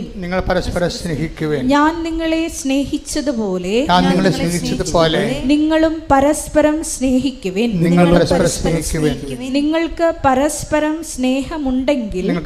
സ്നേഹമുണ്ടെങ്കിൽ നിങ്ങൾ എന്റെ ശിഷ്യന്മാരാണെന്ന് അതുമൂലം എല്ലാവരും അറിയും. പത്രം കൊടുക്കുന്ന പോലെ എല്ലാവരും കർത്താവിനെ അറിയിക്കാൻ പറ്റും. പക്ഷേ ഏറ്റവും വലിയ അറിയിപ്പ് എന്താണ്? നിങ്ങൾക്ക് അവൻ പറയണ പോലെ ചെയ്യുകയല്ല ഉടമ്പടി. അവൻ പറഞ്ഞ ഏറ്റവും വലിയ വിഷയം എന്താണ്? നിങ്ങൾക്ക് പരസ്പര സ്നേഹമുണ്ടെങ്കിൽ നിങ്ങൾക്ക് പരസ്പരം സ്നേഹമുണ്ടെങ്കിൽ നിങ്ങൾ എൻ്റെ ശിഷ്യന്മാരാണെന്ന് മറ്റുള്ളവർ അറിയും. അപ്പോൾ പൊതുച്ചോരം കൊടുത്തിട്ട് ഓടിക്കളയരുത്. മനസ്സിലായില്ലേ? നിങ്ങൾ എന്തുകൊണ്ടത് കൊടുക്കുമെന്ന് പറയണം. മനസ്സിലായില്ലേ? പത്രം കൊടുത്തിട്ട് പോയി കളയരുത്. അതല്ല വിഷയം. ഞങ്ങൾ നിങ്ങളെ സ്നേഹിക്കുന്നു. കാരണം എന്താണ്? ക്രിസ്തു നമ്മളെ രണ്ടുപേരെയും സ്നേഹിക്കുന്നു. അത് വിഷയമാണ്. അവനെ പറഞ്ഞ് മനസ്സിലാക്കണം. കഴിഞ്ഞ ദിവസങ്ങൾ ഓർത്തഡോക്സിൽ നിന്നൊരു ചേച്ചി ഒരു സാക്ഷ്യം പറഞ്ഞു. ഭയങ്കര ഇടിവെട്ട് സാക്ഷ്യമായിരുന്നു. പക്ഷേ എനിക്ക് അവസാനം പറഞ്ഞതാണ് എൻ്റെ ചങ്കക്കൊണ്ടത്. അവർ പറഞ്ഞു, കൃപാസനം ഇല്ലായിരുന്നെങ്കിൽ കുറേ പേര് പട്ടിണി കിടന്ന് മരിച്ചതെന്ന്. അപ്പോൾ ഞാൻ ഓർത്തതെന്ന് വെച്ചാൽ ഇവിടെ ലോട്ടറി ടിക്കറ്റ് വിൽക്കുന്ന കുറേ ചേട്ടന്മാരുണ്ടല്ലോ, അല്ലെങ്കിൽ തിരിവിൽക്കുന്ന ചേട്ടന്മാർ, അവരെക്കുറിച്ചായിരിക്കും ഈ പറയണതെന്ന്. ഈ കൃപാസനം ഈ സ്ഥാപനം ഇല്ലെങ്കിൽ അവരല്ല ഉദ്ദേശിച്ചത്. അവരുദ്ദേശിച്ചത് കേരളത്തിൽ 1,200 അനാഥാലയങ്ങളുണ്ട്. അവിടെയെല്ലാം ഉടമ്പടി എടുത്ത ആൾക്കാർ ക്യൂ ആണ്. അവിടെ വസ്ത്രം കഴുകി കൊടുക്കാനും ഭക്ഷണം കൊടുക്കാനും ആശുപത്രി ക്ലീൻ ചെയ്യാനും നഖം വെട്ടി കൊടുക്കാനും കുളിപ്പിച്ച് കൊടുക്കാനും ആൾക്കാർ ക്യൂ ആണ്. അവർക്ക് സമയാസമയങ്ങളിൽ ഭക്ഷണം കൊടുക്കുകയും അവിടെ ഇല്ലായ്മയും വല്ലായ്മയും തിരക്കുകയും മരുന്ന് മേടിക്കാൻ കാശുണ്ടാകാൻ ചോദിക്കുകയും ആ ചീട്ട് വാങ്ങിച്ചിട്ട് മരുന്ന് വാങ്ങിച്ച് കൊടുക്കുകയും ചെയ്യും. അങ്ങനെ ഭയങ്കരമായൊരു സുവിശേഷ വേല ലോകം മുഴുവൻ നടക്കുന്നുണ്ട്. അമേരിക്കയിൽ നിന്നും അതുപോലെ തന്നെ ഇംഗ്ലണ്ടിൽ നിന്നൊക്കെ വന്ന് സാക്ഷ്യം പറയുന്നവർ അവർ ചെയ്യുന്ന പ്രേക്ഷിത പ്രവർത്തനങ്ങളെക്കുറിച്ച് ഇവർ അച്ഛൻ ചോദിക്കും, സിസ്റ്റർ ചോദിക്കും. അപ്പോൾ അവരിതെല്ലാം തുറന്ന് പറയും എന്തൊക്കെയാണ് അവർ ചെയ്യണമെന്ന്. അപ്പോൾ ലോകം മുഴുവനും മനുഷ്യരെ സ്നേഹിക്കുകയാണ്. പക്ഷേ വൺ പോയിൻ്റ്, നിങ്ങളുടെ സ്നേഹവും നിങ്ങളുടെ ആനുകൂല്യങ്ങളും കൈപ്പറ്റുന്നത് എന്തിനാണെന്ന് അവർ ചോദിച്ചില്ലെങ്കിലും നിങ്ങൾ അങ്ങോട്ട് പറയണം. എന്താ കാര്യം? നമ്മൾ തമ്മിൽ കണ്ടു പരിചയമില്ല, പക്ഷേ നമ്മൾ രണ്ടുപേരെയും കണ്ടു പരിചയമുള്ള ഒരാളുണ്ട്. അയാളുടെ പേരാണ് ക്രിസ്തു.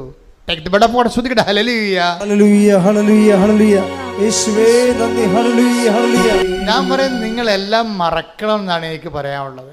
എനിക്കല്ലേ, എന്നിലൂടെ പരിശുദ്ധാത്മാവിന് നിങ്ങളോട് പറയാനുള്ളത് അതാണ്. നിങ്ങളെല്ലാം മറക്കണം. എന്ത് മറക്കണം? നിങ്ങളുടെ ജോലിയെക്കുറിച്ചുള്ള ടെൻഷൻസ് മറക്കണം. നിങ്ങൾക്ക് PR താമസിക്കുന്ന മറക്കണം. നിങ്ങളുടെ പെൻഷൻ കിട്ടാൻ താമസിക്കുന്നത് മറക്കണം. നിങ്ങളുടെ ഏജൻറ്റ് നിങ്ങളെ വഞ്ചിച്ചത് മറക്കണം. നിങ്ങൾ ഓർക്കേണ്ട ഒരാളുണ്ട്, തനിക്ക് വേണ്ടി ജീവൻ വരെ, നമുക്ക് വേണ്ടി ജീവൻ വരെ തരാൻ കഴിവുള്ളവനും ആ തന്ന് സ്നേഹിച്ച ദൈവത്തെ നിങ്ങൾ ഓർക്കണം. എന്തിനാണ് ഓർക്കണത്? അവനെ ഓർക്കുമ്പോഴേ അവൻ്റെ സ്നേഹത്തിൽ നമ്മൾ വളരും. ഓർമ്മയാണ് സ്നേഹത്തിൽ വളർത്തുന്നത് നമ്മളെ. ഇപ്പം കുർബാന ഒരു ഓർമ്മയല്ലേ? കുർബാന ഓർമ്മയല്ലേ? എന്തിൻ്റെ ഓർമ്മയാണ്? അവൻ്റെ അവസാനത്തുള്ളി ചോര വരെ കുരിശിൽ പരിഹാരമായി നമുക്ക് വേണ്ടി ചിന്തിയതിൻ്റെ ഓർമ്മ. Do this in memory of me. ഇതെൻ്റെ ഓർമ്മയ്ക്കായി ചെയ്യുവിൻ. ഇതിൻ്റെ ഓർമ്മയ്ക്കായി ചെയ്യുവിന് അന്ത്യത്താഴത്തെക്കുറിച്ച് നമ്മൾ ചിന്തിക്കുമ്പോഴും ദൈവത്തിന് ചെയ്യാവുന്നതിൻ്റെ മാക്സിമം കമ്മിറ്റ്മെൻറ്റാണ് കുർബാനയിലൂടെ വരണത്. അത് ദൈവത്തിൻ്റെ സ്നേഹത്തിൻ്റെ അദമ്യമായ അവസാന രൂപമാണ്. അതുകൊണ്ടാണ് നമ്മൾ കുർബാന എന്ന് പറയുമ്പോൾ ഉടനെ മുട്ടേ നിൽക്കും നമ്മളല്ലേ. കുർബാന ഇതെൻ്റെ ശരീരമാണെന്ന് പറയുമ്പോൾ നമ്മളെന്ത് ചെയ്യും? മുട്ടേ നിൽക്കും. ആദരവോടെയും ആരാധനയോടെയും നമ്മൾ മുട്ടേ നിൽക്കുമ്പോൾ അത്താറയും മണ്ണ് കിലുങ്ങുകയും ധൂപം ആകാശത്തെ ഉയരുകയും ചെയ്യണത് ദൈവത്തിൻ്റെ സ്നേഹത്തിൻ്റെ ആഘോഷമാണ്. ശ്രുതിക്കട്ടെ ഹല്ലേലൂയ. വിളക്കിങ്ങനെ കത്തിച്ച് വെച്ച് കഴിഞ്ഞാൽ നമുക്ക് എന്ത് പറ്റും? അടുത്ത് ചെല്ലുകയാണെങ്കിൽ നമുക്ക് ചൂട് കിട്ടും, അകലെ നിൽക്കുകയാണെങ്കിൽ നമുക്ക് വെളിച്ചം കിട്ടും. അപ്പം കിട്ടാതിരിക്കത്തില്ലല്ല, എന്തായാലും കിട്ടാതിരിക്കത്തില്ലല്ല. വിളക്കിങ്ങനെ കത്തിച്ച് വെച്ചാൽ അടുത്ത് ചെല്ലുകയാണെങ്കിൽ നമുക്ക് ചൂട് കിട്ടും, അകന്ന് നിൽക്കുകയാണെങ്കിൽ നമുക്ക് വെളിച്ചം കിട്ടും. അപ്പോൾ എന്താ ചൂടായാലും വെളിച്ചമായാലും കിട്ടാണ്ടിരിക്കത്തില്ലല്ല. ഇതുപോലെയാണ് ദൈവം. അതായത് ഈ ഉടമ്പടിയിലൂടെ നിങ്ങൾ ദൈവത്തെ സ്നേഹിച്ചുവെന്ന് കണ്ടാൽ അടയാളങ്ങൾ ഇങ്ങനെ കൂടിക്കൊണ്ടിരിക്കും. അടയാളങ്ങൾക്ക് വേണ്ടി നിങ്ങൾ ഉടമ്പടി എടുക്കരുത്. മനസ്സിലായില്ലേ? അതെപ്പോഴും ശ്രദ്ധിക്കണം. നിങ്ങളുടെ ലക്ഷ്യം എന്തായിരിക്കണം? പൗലോസ് ക്രിസ്തുവിനെക്കുറിച്ചെല്ലാം പറഞ്ഞതിന് ശേഷം, പഠിച്ചതിന് ശേഷം പൗലോസ് പറയുന്ന അവസാന വാക്കുണ്ട്. എന്താണ്?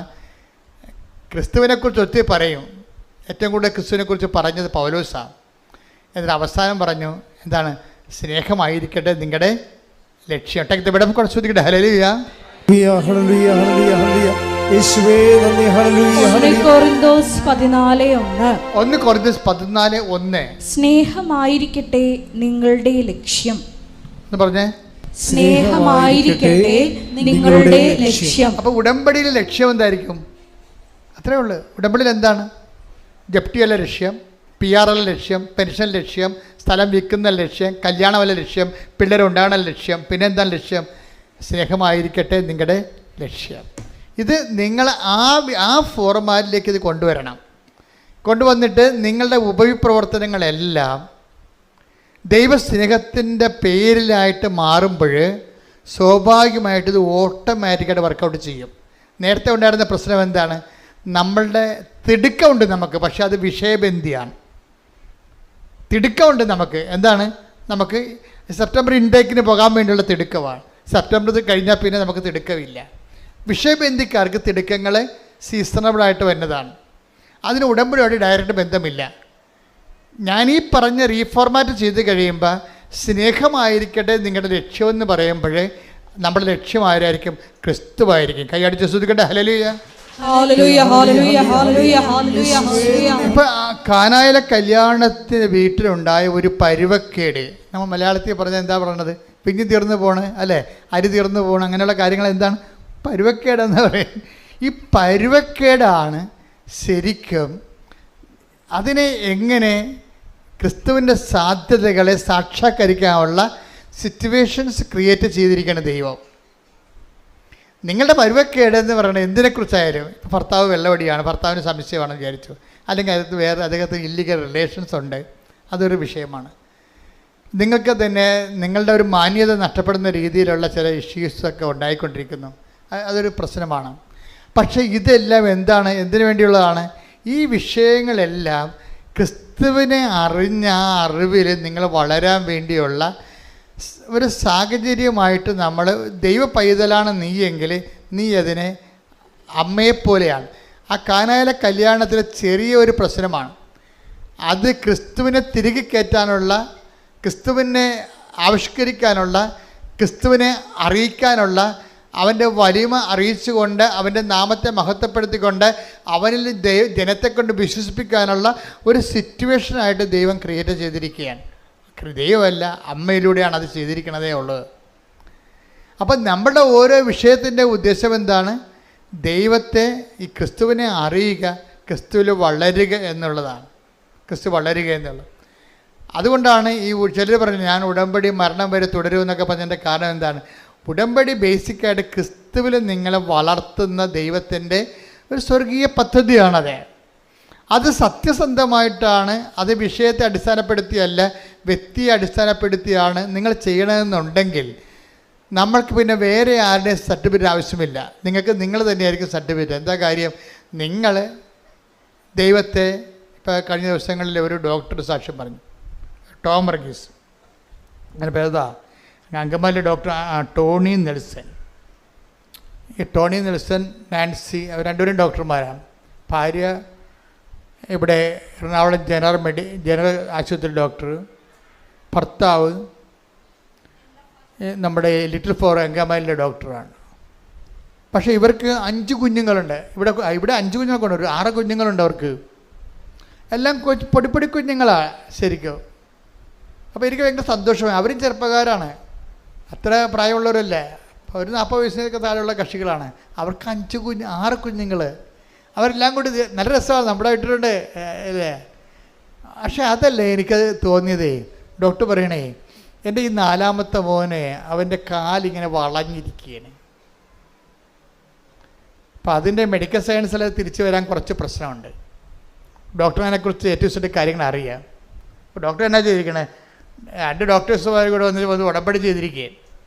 ഉടമ്പടി ചെയ്തിട്ട് എന്താ ചെയ്യിക്കണേ? ഡോക്ടർ പറഞ്ഞു, ഞങ്ങൾ സന്ധ്യാപ്രാർത്ഥന കഴിയുമ്പോൾ ഉടമ്പടി തൈലം എടുത്തിട്ട് പ്രത്യക്ഷീകരണ പ്രാർത്ഥന ചൊല്ലിയിട്ട് ആ വളഞ്ഞുപോയ കാലെ പെരട്ടി കൊടുക്കും. ഇപ്പം അടുത്ത് കുറച്ച് നാൾക്ക് തന്നെ അത് 90% നിവർന്ന ആ കാലേ. ആ സാക്ഷ്യം ഞാൻ ഇവിടെ നിന്ന് കേൾക്കായിരുന്നു. അപ്പോൾ എനിക്ക് മനസ്സിലായെന്ന് വെച്ച് കഴിഞ്ഞാൽ ആ വളഞ്ഞ കാലിലൂടെ ക്രിസ്തു നമ്മുടെ കുടുംബത്തിലേക്ക് ലാൻഡ് ചെയ്യുകയാണ്. മനസ്സിലായ? ആ കാല് നേരെ ഇരുന്നെങ്കിൽ ക്രിസ്തുവിന് സാധ്യതയില്ല അവിടെ വരാൻ.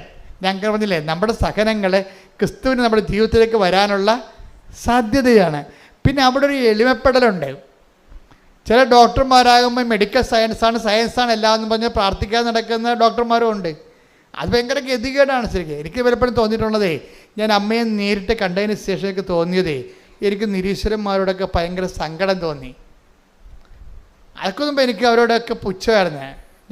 കാരണം അവർക്ക് അതിനൊക്കെയുള്ള കൃപ ദൈവം കൊടുത്തില്ല എന്ന് ഓർത്തിട്ടാണ് അവരുടെ വൈജ്ഞാനിക വങ്കത്വം കൊണ്ടല്ലേ അവർ ദൈവത്തെ തള്ളിപ്പറയണമെന്ന് ഓർത്തിട്ട് എനിക്ക് അവരുടെ പുച്ഛമായിരുന്നു. പക്ഷേ 2004 അമ്മയെ കണ്ടതിന് ശേഷം എനിക്ക് എൻ്റെ ജീവിത രീതിയിലെല്ലാം മാറ്റമുണ്ടായി, ചിന്താരീതി മാറ്റമുണ്ടായി. ഞാൻ പറഞ്ഞു, ഒരു മനുഷ്യൻ്റെ ഏറ്റവും വലിയ ദുരന്തം എന്ന് പറയുന്നത് ദൈവത്തെ വിശ്വസിക്കാൻ ഒരു പഴുത് കിട്ടാത്തതാണ്. ദൈവത്തെ കാണാനോ വിശ്വസിക്കാനോ ഒരു പഴുത് കിട്ടാത്തതാണ്. അയ്യോ, ഇങ്ങനെ കുറേ, അതുപോലെ തന്നെ ചില വൈദികരും ഇതുപോലെ അവർ സംസാരിക്കുമ്പോൾ അവർക്ക് പറയും, ഒരു വൈദികൻ ഒരു വാർഷിക ധ്യാനത്തിന് ഞങ്ങളെ ധ്യാനിപ്പിക്കുകയും, അപ്പോൾ ധ്യാനിപ്പിച്ചിരിക്കുന്ന ധ്യാനഗുരു തന്നെ പറയണം ദൈവത്തെ ഒരിക്കലും ആരും കണ്ടിട്ടില്ലെന്ന്. അപ്പോൾ ഞാനുടനെ കൈപൊക്കി നിർത്താൻ പറഞ്ഞു. കാരണം അങ്ങേക്ക് വിവരമില്ല.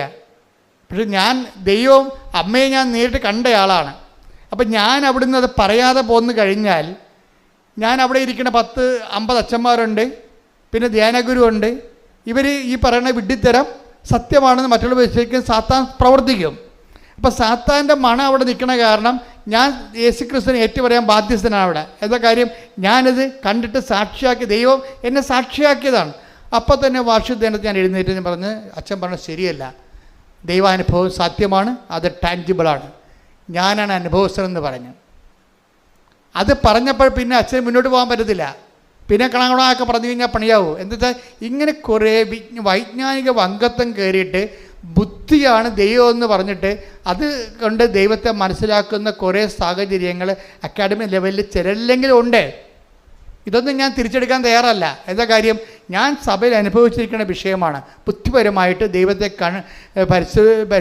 കാണാൻ പരിശ്രമിക്കുകയും അതിൻ്റെ പേരിൽ ഉണ്ടാകുന്ന ആധ്യാത്മിക വരൾച്ചയുടെ പേരിൽ ഇവർ ദൈവമാണെന്നും പറഞ്ഞ് വേറെ ദൈവങ്ങളെ അവർ ബുദ്ധിപരമായിട്ട് ഉണ്ടാക്കുന്ന ദൈവങ്ങളെ സൃഷ്ടിക്കുകയും ജനത്തിൻ്റെ അവകാശങ്ങളെ നിഷേധിക്കുകയും ചെയ്യുന്ന ആധ്യാത്മിക വരൾച്ചയുണ്ട്. അപ്പം അത് കേൾക്കുമ്പോൾ നിങ്ങൾക്ക് പരിശുദ്ധാത്മാവ് ഉണ്ടെങ്കിൽ അപ്പം നിങ്ങൾക്ക് മനസ്സിലാകും ഈ ആളെ ട്രാക്ക് ഔട്ടാണെന്ന് മനസ്സിലാകും. ഇയാളെ ട്രാക്ക് ഔട്ടാണെന്ന് മനസ്സിലാകും. അപ്പം അതുകൊണ്ട് തന്നെ നിങ്ങൾ ഇങ്ങനെയുള്ള കാര്യങ്ങൾ, ദൈവത്തിനെതിരെ പറയുന്ന ഒരു കാര്യം കേൾക്കാനോ ബാധ്യസ്ഥരല്ല നമ്മൾ. എപ്പോഴും ഓർത്തേക്കണം. നമ്മൾ ഒരു കർത്താവ് പറഞ്ഞില്ലേ, ഒരു അത്തിവൃക്ഷം നട്ടു, ഒരുത്തന് ഒരു മുന്തിരിത്തോട്ടം ഉണ്ടായിരുന്നു. ആ മുന്തിരിത്തോട്ടത്തിൽ കൊണ്ടുവന്നൊരു കാട്ടത്തിവൃക്ഷത്തെ നട്ടുപിടിപ്പിച്ചെന്ന് പറഞ്ഞില്ലേ. അപ്പം കാട്ടത്തിവൃക്ഷത്തിന് എന്തുമാത്രം ഫെൻസിങ്ങാണ് ചെയ്തിരിക്കണത്. അതുപോലെ നമ്മുടെ വിശ്വാസത്തെ സംരക്ഷിക്കാനും വളർത്താനും നമുക്ക് ബാധ്യതയുണ്ട്. വായി നോക്കികളെല്ലാം TV ഇരുന്നുണ്ട് കുരക്കണമെല്ലാം കേട്ടിട്ട് അതാണ് സത്യമെന്ന് പറഞ്ഞ് നടക്കരുത്. നമുക്ക് അങ്ങനെയുള്ളപ്പോൾ തന്നെ സാധനം ഓഫ് ചെയ്ത് കളയണം. എന്താ കാര്യം? നമുക്കൊരു ലക്ഷ്യമുണ്ട്. നിങ്ങൾ നേടിയെടുത്തതിന് മുറുകെ പിടിച്ചുകൊണ്ട് പോകണം. Take the bed of God. ശ്രുതിക്കട്ടെ ഹല്ലേലൂയ. യേശുവേ നന്ദി. ഹല്ലേലൂയ ഹല്ലേലൂയ ഹല്ലേലൂയ ഹല്ലേലൂയ ഹല്ലേലൂയ ഹല്ലേലൂയ. ഫിലിപ്പി 3:16. ഫിലിപ്പി 3:16. എന്നാൽ നേടിയെടുത്തതിനെ മുറുകെ പിടിച്ചുകൊണ്ട് തന്നെ ആവണം നമ്മുടെ പ്രവർത്തനം. ഇത് ഒരു ബാധ്യതയാണ് ആധ്യാത്മികമായ. നമ്മൾ ഓരോ ഉടമ്പടി പുതുക്കി കഴിയുമ്പോഴും നേടിയെടുത്തതിനെ മുറുകെ പിടിച്ചെന്ന് ഉറപ്പ് വരുത്തണം നമ്മൾ. അല്ലാതെ എന്തെങ്കിലും ഒരു പരീക്ഷയ്ക്ക് ഒരു വിഷയം തോറ്റെന്ന് പറഞ്ഞാൽ ആ തോറ്റ വിഷയത്തെ ഓർത്തുകൊണ്ട് നമ്മൾ ക്രിസ്തുവിനെ അവലംബം വെക്കാനും വിശ്വാസത്തെ വർദ്ധിക്കാനും കൂടുതൽ പുണ്യങ്ങളിൽ പുരോഗമിക്കാനും കൂടുതൽ സുവിശേഷം സാക്ഷിയാക്കാനും അങ്ങനെ ആ വിഷയം തന്നെ എടുത്തുകൊണ്ട് ക്രിസ്തു വളരാൻ വേണ്ടിയാണ് നമ്മൾ ശ്രമിക്കേണ്ടത്. അല്ലാത്ത ആൾക്കാർ എടുത്തിരിക്കുന്ന ഉടമ്പടിയല്ല, ഉടായ്പാണ്. എന്താ കാര്യം? അവിടെ കാര്യം കാണാൻ വേണ്ടി അതോ പരിപാടിയൊക്കെ എന്തൊക്കെ എഴുതിയിട്ടിട്ട് ഇവർ വീട്ടിൽ പോയി കുത്തിയിരിക്കുകയാണ്. ദൈവം ഉദ്ദേശിക്കുന്നത് എന്താണ്? നിൻ്റെ ഓരോ വിഷയത്തിലൂടെയും ദൈവത്തെ നീയും തമ്മിലുള്ള ബന്ധത്തെ വർദ്ധിപ്പിച്ചെടുക്കുക. ദൈവത്തിൻ്റെ ഉദ്ദേശം അതാണ്. നമ്മുടെ ഉദ്ദേശം നമ്മൾ എഴുതിയിട്ടിരിക്കുന്ന കാര്യങ്ങൾ നടക്കുക മാത്രമാണ്. ദൈവത്തിൻ്റെ ഉദ്ദേശം അത് മാത്രമല്ല. എന്താണ്? നമ്മളെ ദൈവത്തിൽ കൂടി വളർത്തുകയും നിത്യതയിൽ കൃപയിൽ സമൃദ്ധമാണ്. ഞാൻ വന്നിരിക്കുന്നത് take the bed of God. Yohannan 10:10. ഞാൻ വന്നിരിക്കുന്നത് അവർക്ക് ജീവൻ ഉണ്ടാകാനും അത് സമൃദ്ധമായി ഉണ്ടാകാനുമാണ്. അപ്പൊ ഈ കിട്ടിയതല്ല, അത് സമൃദ്ധമാകാൻ വേണ്ടിയുള്ള പരീക്ഷണങ്ങൾ ദൈവത്തിൻ്റെ ഭാഗത്തു നിന്ന് എപ്പോഴും ഉണ്ടായിക്കൊണ്ടിരിക്കും. അതുകൊണ്ട് എപ്പോഴും നമ്മുടെ ജീവിതം സ്വച്ഛമായ ഒരു നീർച്ചാല് പോലെ എപ്പോഴും ഉണ്ടാകണം നിർബന്ധമില്ല. ചിലപ്പോഴും ഉണ്ടാകും, പക്ഷേ എന്നാലും ആ ഒരു വിഷയം കഴിയുമ്പോൾ അടുത്തൊരു വിഷയം ഡിസ്റ്റർബൻസ് ആയിട്ട് വരും. ഒരു വിഷയം കഴിയുമ്പോൾ വേറെ ഒരു വിഷയം വരും. അപ്പോൾ അങ്ങനെ വരുമ്പോൾ അതിൻ്റെ അർത്ഥം എന്താണ്? ജീവൻ സമൃദ്ധിയിലേക്കുള്ള പ്രയാണങ്ങളിൽ ദൈവത്തിന് ആ അവലംബം വെക്കാനുള്ള അവസരങ്ങൾ ദൈവം സൃഷ്ടിച്ചുകൊണ്ടിരിക്കും. അവസരത്തിനത് ഉയരുക എന്നുള്ളത് നമ്മുടെ ആധ്യാത്മികമായ ബുദ്ധിയാണ്. കൈയടിച്ച് ശ്രദ്ധിക്കേണ്ട. ഹല്ലേലൂയ, ഹല്ലേലൂയ, ഹല്ലേലൂയ, ഹല്ലേലൂയ, ഹല്ലേലൂയ. ആരാധന, ഹല്ലേലൂയ, ഹല്ലേലൂയ, ഹല്ലേലൂയ.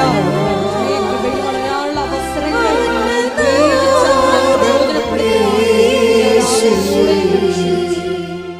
പിന്നെ എപ്പോഴും ശ്രദ്ധിക്കേണ്ടത്, ചില സമയത്ത് നിലനിൽപ്പിനുള്ള വരം ഉണ്ടല്ലോ.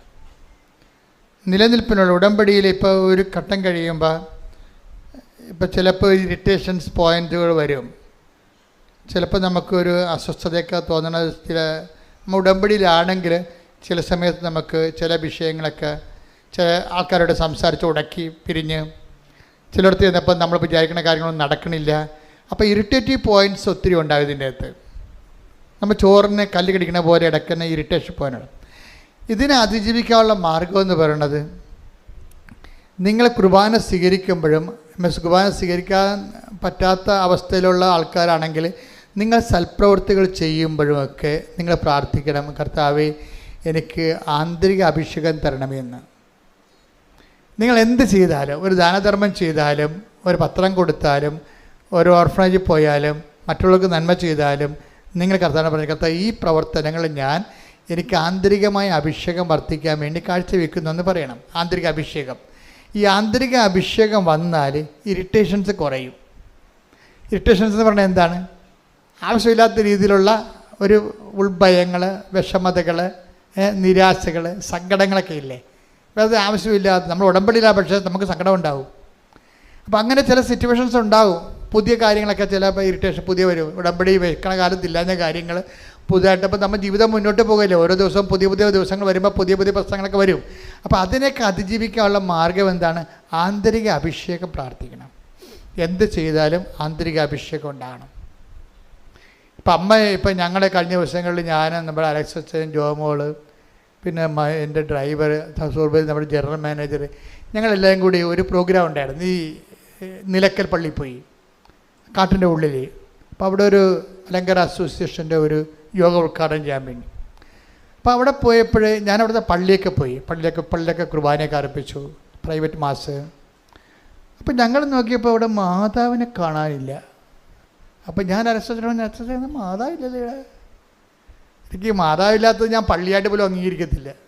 അതൊരു കെട്ടിടം എന്നൊക്കെ ഞാൻ പറയത്തുള്ളൂ, കെട്ടിടം, നീണ്ട ഒരു കെട്ടിടം. അപ്പോൾ എന്താ ചോദിക്കുമ്പോൾ അത് എക്യുമെനിക്കലാണെന്ന് പറഞ്ഞു. എക്യുമെനിക്കൽ വെച്ച് കഴിഞ്ഞാൽ എല്ലാ സഭക്കാരും. അപ്പം ഞാൻ പറഞ്ഞു എല്ലാ സഭക്കാരും കൂടി ഇപ്പോൾ മാതാവ് പോയാന്ന് ചോദിച്ചു. അത് എല്ലാ സഭക്കാരുടെയും കൂടിയാണെന്ന്. അപ്പം ഞാൻ ചോദിച്ചു. അപ്പം നോക്കിയപ്പോൾ വേറെയും ചില ആൾക്കാരൊക്കെ പോയിട്ടുണ്ട്. മത്തിയാസൊക്കെ കാണാനില്ല അവിടെ. കർത്താവ് ഇതിൻ്റെ കാലത്ത് തിരഞ്ഞെടുത്ത ആളാണ് മത്തിയാസ്. മത്തിയാസിന് പകരം പൗലോസിനെയാണ് ശിഷ്യന്മാരായിട്ട് വെച്ചിരിക്കുന്നത്. എക്യുമെനിസം കൂടി വരുമ്പോൾ സഭയുടെ അടിസ്ഥാന വിശ്വാസ പ്രമാണങ്ങളെ ബലി ചെയ്തുകൊണ്ട് ഒരു എക്യുമെനിസത്തിൻ്റെ സാധ്യത ദൈവം അത് അംഗീകരിക്കുന്നതെന്ന് നമുക്കറിയത്തില്ല. മനുഷ്യർ തമ്മിൽ ഐക്യം ഉണ്ടാക്കുന്നതിനേക്കാൾ വലുത് വിശ്വാസത്തില്ല വ്യക്തത പാലിക്കുന്നതാണ്. അതിൻ്റെ പ്രശ്നമെന്ന് വെച്ച് കഴിഞ്ഞാൽ, പക്ഷേ എന്നാലൊരു ആശ്വാസം തോന്നി. എന്താ വെച്ചാൽ കുരിശിൻ്റെ വഴിയൊക്കെ ഉണ്ട് അതിൻ്റെ അകത്ത്. അപ്പോൾ കുരിശിൻ്റെ വഴിക്കുള്ള കുഴപ്പമെന്ന് അറിയാം, ഈ മാതാവിനെ വേണ്ടെന്ന് പറഞ്ഞ ആൾക്കാർക്കും ഈ കുരിശിൻ്റെ വഴി മാതാവുണ്ടല്ലോ. 4-ാം സ്ഥലത്തും 13-ാം സ്ഥലത്തൊക്കെ മസ്റ്റായിട്ട് ആളുണ്ട്, ആളെല്ലായിടത്തും തന്നെ ഉണ്ട്. അപ്പോൾ അതൊരു ആശ്വാസമായി. ഏതായാലും കുരിശിൻ്റെ വഴി ഉണ്ടല്ലോ ഇതിൻ്റെ അടുത്തെന്ന് വിചാരിച്ചപ്പോൾ ഒരു ആശ്വാസമായി. എന്താ കാര്യം, ആളുണ്ട് അവിടെ. കാരണം അങ്ങേരാണല്ലോ ഈ അപ്പോസ്തലന്മാരെല്ലാത്തിനെയും, തോമാശ്രീയാനെ ഉൾപ്പെടെയുള്ള ആൾക്കാരെ ഓരോ സ്ഥലത്തേക്ക് വിട്ടിരുന്നത് ആരാണ്? അമ്മയായിരുന്നു അവിടെ ഇവരുടെ ആസ്തി ഭദ്രതയായിട്ട് അവിടെ ഉണ്ടായിരുന്ന ആൾ. അപ്പം അമ്മയുടെ ഒരു കൂട്ടായ്മയിലാണ് ഈ അപ്പോസ്തലന്മാർ വളർന്ന് വന്നത്. അപ്പം അതുകൊണ്ട് നമ്മളും ആധ്യാത്മികമായിട്ട് വളർന്ന് വരുമ്പോൾ യേശുക്രിസ്തുവിനെ വളർത്തി ലോകത്തിന് കൊടുത്ത ഒരാളിൻ്റെ ആധ്യാത്മികതയേക്കാൾ വലിയൊരു ആധ്യാത്മികത സഭയ്ക്ക് കാഴ്ചവെക്കാനില്ല. അതിൻ്റെ ഏറ്റവും സമ്യക്കായിട്ടുള്ള അതും സമഗ്രമായിട്ടുള്ള രൂപമാണ് ഉടമ്പടി എന്ന് പറയുന്നത്. എന്താണ്? അവൻ പറയണ പോലെ ചെയ്തുകൊണ്ട് ക്രിസ്തുവിൽ വളരുക, ക്രിസ്തുവിൽ വളർത്തുക. ശ്രദ്ധിക്കട്ടെ.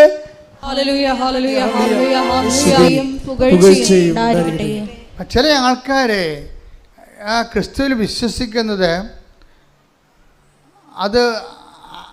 നിങ്ങളുടെ ക്രിസ്തുവിലുള്ള വിശ്വാസം അച്ചിട്ടതാണോ അല്ലയോ എന്ന് അറിയാൻ വേണ്ടിയാണ് ഇതുപോലെ ഇടയ്ക്കുള്ള ആകസ്മികമായ ക്ലേശങ്ങൾ. അത് നിങ്ങൾ മോശമായിട്ടൊന്നുമല്ല.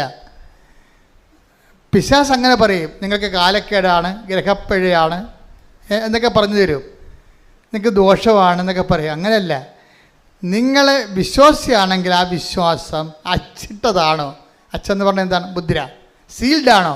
ഒപ്പുണ്ട്, പക്ഷെ സീലില്ല. ഒപ്പുണ്ട്. ഇപ്പം അച്ചിട്ടെന്ന് പറഞ്ഞത് എന്താണ്? ഒപ്പിട്ടതെന്ന്, സീൽ ചെയ്തതാണെന്ന്. ഇപ്പം നിങ്ങളുടെ വിശ്വാസം സീൽ ചെയ്താണെന്ന് വെച്ച് കഴിഞ്ഞാൽ സീൽ എവിടെ നിന്ന് കിട്ടണതാണ്? ഇപ്പം കളക്ടർമാർ ഒപ്പിട്ടാലും പറയും നിങ്ങൾ പോയി ക്ലർക്കിനെ കൊണ്ട് സീൽ ചെയ്യിച്ചോളാൻ പറയും. ഏതാണ്ട് ഓഫീസ് അറിഞ്ഞിട്ടാണ്. ഇത് പേഴ്സണലായിട്ടുള്ള സംഭവമല്ല, ഇത് ഓഫീസ് അറിഞ്ഞിട്ടാണ് ഈ പേപ്പർ ഇഷ്യൂ ചെയ്തിരിക്കുന്നതിനാണ് സീലെന്ന് പറയണത്. അതാണ് നമ്മൾ സീലില്ലെങ്കിൽ ആ ബർത്ത് സർട്ടിഫിക്കറ്റ് പോലും വില ഉണ്ടാകത്തില്ല. ചിലപ്പോൾ അവിടെ പഞ്ചായത്ത് സെക്രട്ടറിയുടെ ഒപ്പ് കാണും, പക്ഷേ പഞ്ചായത്തിൻ്റെ സീല് വേണം അവിടെ. എന്താണ്? ഓഫീസ് അറിഞ്ഞിട്ടാണ് ഇത് നിങ്ങൾക്ക് തന്നിരിക്കണതെന്ന്. അതുപോലെ തന്നെ വിശ്വാസത്തിന് അച്ചിട്ട വിശ്വാസങ്ങളുണ്ട്. അച്ചിട്ട വിശ്വാസം എന്ന് പറഞ്ഞാൽ എന്താണ്? ദൈവവും സ്വർഗവും അറിഞ്ഞിട്ടാണ് ഈ സംഭവം നിങ്ങൾ വിശ്വാസത്തിൽ വളർന്നിരിക്കുന്നത്. നിങ്ങളുടെ വിശ്വാസത്തിൻ്റെ പേഴ്സണലായിട്ടുള്ള ഉദ്യമങ്ങൾ മാത്രമല്ല, ദൈവത്തിന് നിങ്ങളുടെ വിശ്വാസ വളർച്ചയെക്കുറിച്ച് അറിയാം. അതിനാണ് ഇടയ്ക്ക് ക്ലേശങ്ങൾ വരണത്. പിടിയാ, ഇടയ്ക്ക് ക്ലേശങ്ങൾ വരുവേ. ഇപ്പം നിങ്ങൾ ഓർക്കണം ഉടമ്പടി എടുക്കുമ്പോൾ എല്ലാ ക്ലേശവും തീരുമെന്നാൽ മതി. അങ്ങനെയല്ല. ഉടമ്പടി എടുക്കുമ്പോൾ നമുക്ക് ക്ലേശങ്ങൾക്ക് പിടിച്ചു നിൽക്കാൻ വേണ്ടി നമുക്ക് ഉറപ്പ് കിട്ടും ദൈവത്തിൻ്റെ കൂടെ. അതാണ് ഈശോ, അതായത് ദൈവത്തെ കൂടെ പോകുമ്പോൾ ഇവിടെ വരുന്നൊരു വിഷയമെന്ന് പറയണത്, ശ്രദ്ധിക്കേണ്ട കാര്യമെന്ന് പറയണത്, നമ്മൾ ഇപ്പം കഴിഞ്ഞ ദിവസം ഉണ്ടായിരുന്നൊരു സാക്ഷ്യം.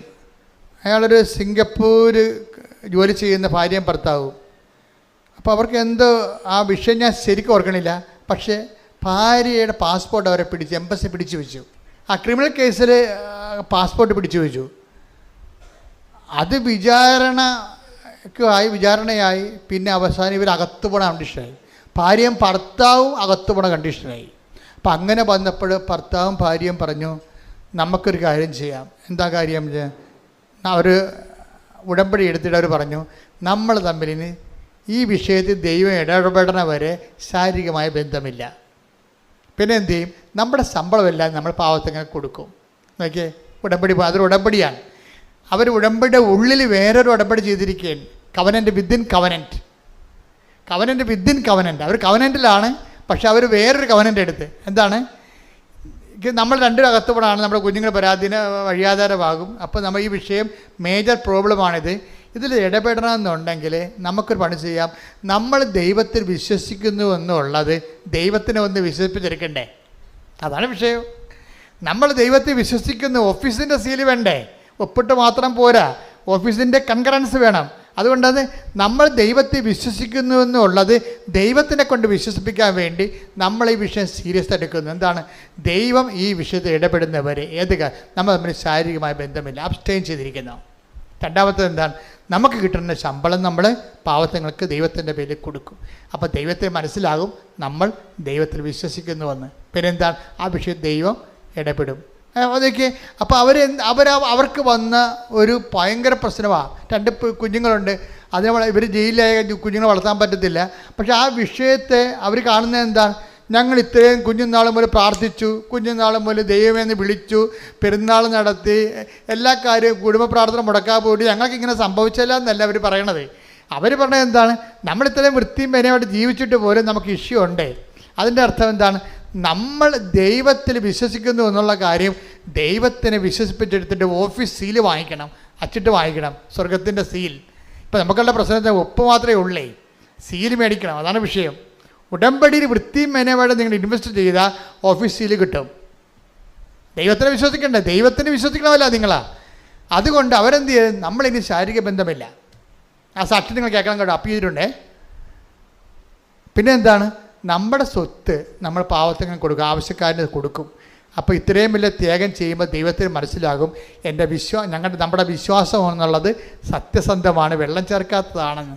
എൻ്റെ ദൈവവേദനയെ എന്തെങ്കിലും ഇഷ്യൂസ് ഇതുപോലെ വരുമ്പോൾ നമ്മുടെ വിശ്വാസം വെള്ളം ചേർക്കാത്തതാണെന്ന് നിങ്ങൾ ദൈവത്തെ ബോധ്യപ്പെടുത്താൻ വേണ്ടി നിങ്ങൾ ഉടമ്പടിക്കുള്ളിൽ വേറൊരു ഉടമ്പടി കൂടി എടുത്ത് കഴിയുമ്പോൾ നമുക്ക് ജീവിതത്തിൽ ദൈവത്തിൽ വളരാൻ പറ്റും. വളരണം, നിങ്ങൾ വളരട്ടെ. വിശുദ്ധവാരം അതിനായി വിനിയോഗിക്കാം. ദൈവം അനുഗ്രഹിക്കട്ടെ. Praise the Lord. എഴുന്നേൽക്കുക, സ്തുതിക്കട്ടെ. ഹല്ലേലൂയ, ഹല്ലേലൂയ, ഹല്ലേലൂയ, ഹല്ലേലൂയ, ഹല്ലേലൂയ, ഹല്ലേലൂയ. സ്തുതി. ഹല്ലേലൂയ, ഹല്ലേലൂയ, ഹല്ലേലൂയ, ഹല്ലേലൂയ. ആരാധന, ഹല്ലേലൂയ, ഹല്ലേലൂയ, ഹല്ലേലൂയ, ഹല്ലേലൂയ. യേശുവേ, സ്തുതി. ഹല്ലേലൂയ, ഹല്ലേലൂയ, ഹല്ലേലൂയ, ഹല്ലേലൂയ. ഹല്ലേലൂയ, ഹല്ലേലൂയ. മഹത്വമാകട്ടെ. എൻ്റെ പൊന്നുമക്കളെ, നമ്മൾ ആരാധനയിലേക്ക് രോഗസൗഖ്യത്തിലേക്കും പ്രവേശിക്കുകയാണ്. കർത്താവ് നിങ്ങൾ ഓൺലൈനിൽ, നിങ്ങളെ തീർത്ഥാടനത്തിൽ ഇവിടെ ഉള്ളവരെയും ഓൺലൈനിൽ ഉണ്ടാകാൻ പോകുന്നവരെയും കർത്താവ് അനുഗ്രഹിക്കുകയും ആശ്വസിപ്പിക്കുകയും ശക്തിപ്പെടുത്തുകയും നിങ്ങൾക്ക് ആവശ്യമായ വിടുതൽ നൽകുകയും ചെയ്യുന്ന ദൈവികമായ സമയമാണ്. ഇടിമുഴക്കം പോലെ സ്തുതിക്കട്ടെ. ഹല്ലേലൂയ, ഹല്ലേലൂയ. മഹത്വം, മഹത്വം. ആരാധന, ആരാധന. ഹല്ലേലൂയ, ഹല്ലേലൂയ, ഹല്ലേലൂയ. യേശുവേ നന്ദി, യേശുവേ ആരാധന. ഹല്ലേലൂയ. മഹത്വം, മഹത്വം. ആരാധന, ആരാധന. ഹല്ലേലൂയ, ഹല്ലേലൂയ, ഹല്ലേലൂയ, ഹല്ലേലൂയ. യേശുവേ നന്ദി, യേശുവേ ആരാധന. ഹല്ലേലൂയ. മഹത്വം, മഹത്വം. ആരാധന, ആരാധന. ഹല്ലേലൂയ. കർത്താവേ, നിന്റെ ഉന്നതമായ നാമത്തിന് സ്വസ്ഥം ചെയ്യുന്നു. മക്കളെ ശ്രദ്ധിച്ചുകൊണ്ടിരിക്കട്ടെ. കർത്താവ് നിന്റെ ഉന്നതമായ നാമത്തിന് സ്വസ്ഥം ചെയ്യുന്നു. കർത്താവേ, നിന്റെ വിശുദ്ധ പൗരോഹിത്യത്തെ മഹത്വപ്പെടുത്തണമേ. കർത്താവേ, സഭയിലുള്ള സാന്നിധ്യം പ്രകടമാക്കണമേ. 39 വർഷം ഞാൻ അർപ്പിച്ച കൃപാനയുടെ യോഗ്യതയാണ്. കൃപാസ്ഥാനത്താറെ ജീവനോടെ പ്രത്യക്ഷപ്പെട്ട പരിശുദ്ധ അമ്മയുടെ മാധ്യസ്ഥത കൽത്താറയിൽ നടന്ന 10,000-കണക്കിന് ആരാധന ശക്തിയെ അടിപ്പിട പോലെ വൈദാഘാതം പോലെ ദൈവികമായ ശക്തി നിങ്ങൾക്ക് ആവശ്യിക്കട്ടെ. മാർഗരോഗങ്ങൾ, തീരാവേദികൾ, ജീവദുരിതങ്ങൾ യേശുവിന്റെ നാമത്തിൽ മാറിപ്പോകട്ടെ. ഉച്ച മുതൽ ഉള്ളംകാല് വരെ ഈശോ എല്ലാ കോശങ്ങളിലും, എല്ലാ പേശികളിലും, അസ്ഥികളിലും, ഞരമ്പുകളിലും, എല്ലാ ആന്തരിക അവയവങ്ങളിലും കർത്താവിന്റെ വിശുദ്ധമായ രക്തം നിറയട്ടെ. കരൾ രോഗങ്ങൾ, കുഷ്ഠരോഗങ്ങൾ, അതുപോലെ പ്രഷർ രോഗങ്ങൾ, ഷുഗർ രോഗങ്ങൾ യേശു ക്രിസ്തുവിന്റെ ഉന്നതമായ നാമത്തിൽ മാറിപ്പോട്ടെ. ഈശോ അങ്ങനെ വിശുദ്ധമായ രക്തത്താൽ തിരുവിതാവിൽ ഒഴുകുന്ന വിശുദ്ധമായ രക്തത്താൽ അങ്ങനെ മക്കളെ കഴുകണമേ എന്ന് പ്രാർത്ഥിക്കുന്ന കുഞ്ഞുങ്ങളെ, പൊടിക്കുഞ്ഞുങ്ങളെ, ഗർഭിണികളെ, ഗർഭത്തെ ശിശുക്കളെ കർത്താവിന്റെ രക്തത്താൽ നിറയട്ടെ. മാർഗരോഗങ്ങള്, തീരാവേദികള്, ജീവദുരിതങ്ങള് യേശുവിന്റെ നാമത്തിൽ മാറിപ്പോകട്ടെ.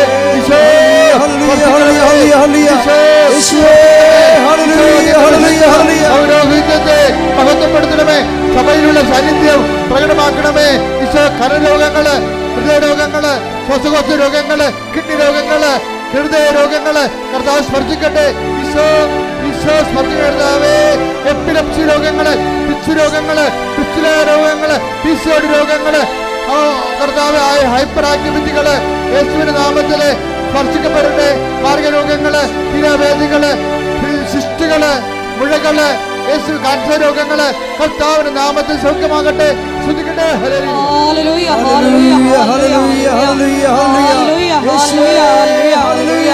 ശിലാരോഗങ്ങൾ സുഖപ്പെട്ടുകൊണ്ട് അങ്ങയുടെ നാമത്തെ ഈ ആരാധനയിലൂടെ വീണ്ടും വീണ്ടും മഹത്വപ്പെടുത്തണമേ. ഹല്ലേലൂയ. മഹത്വം, മഹത്വം.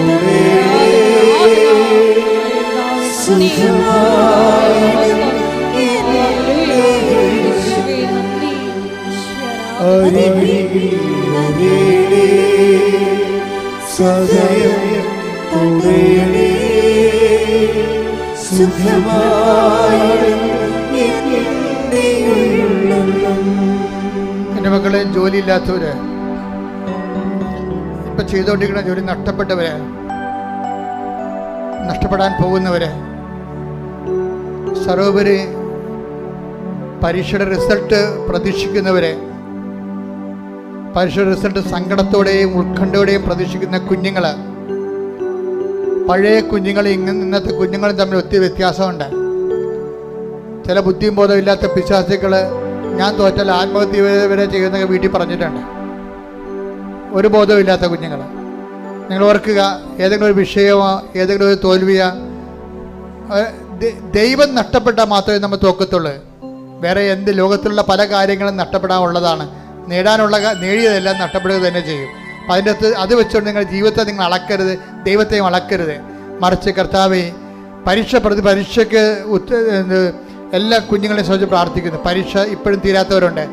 അതേസമയം റിസൾട്ട് പ്രതീക്ഷിക്കുന്നവരുണ്ട്. യോഗ്യതാ പരീക്ഷകൾ, മത്സര പരീക്ഷകൾ, യൂണിവേഴ്സിറ്റി പരീക്ഷകൾ, സ്കൂൾ പരീക്ഷകൾ, അതിൻ്റെ റിസൾട്ട് പ്രതീക്ഷിക്കുന്നവരെ എല്ലാം സംബന്ധിച്ച് പ്രാർത്ഥിക്കുന്ന കർത്താവേ, അവിടെ മനസ്സിൻ്റെ ആശങ്കകളെ നീ ഏറ്റെടുക്കണമേ. അവിടെ മാതാപിതാക്കന്മാരുടെ ആശങ്കകൾ, കുഞ്ഞുങ്ങളെക്കുറിച്ചുള്ള ആശങ്കകൾ നീ ഏറ്റെടുക്കണമെന്ന് പ്രാർത്ഥിക്കുന്നു.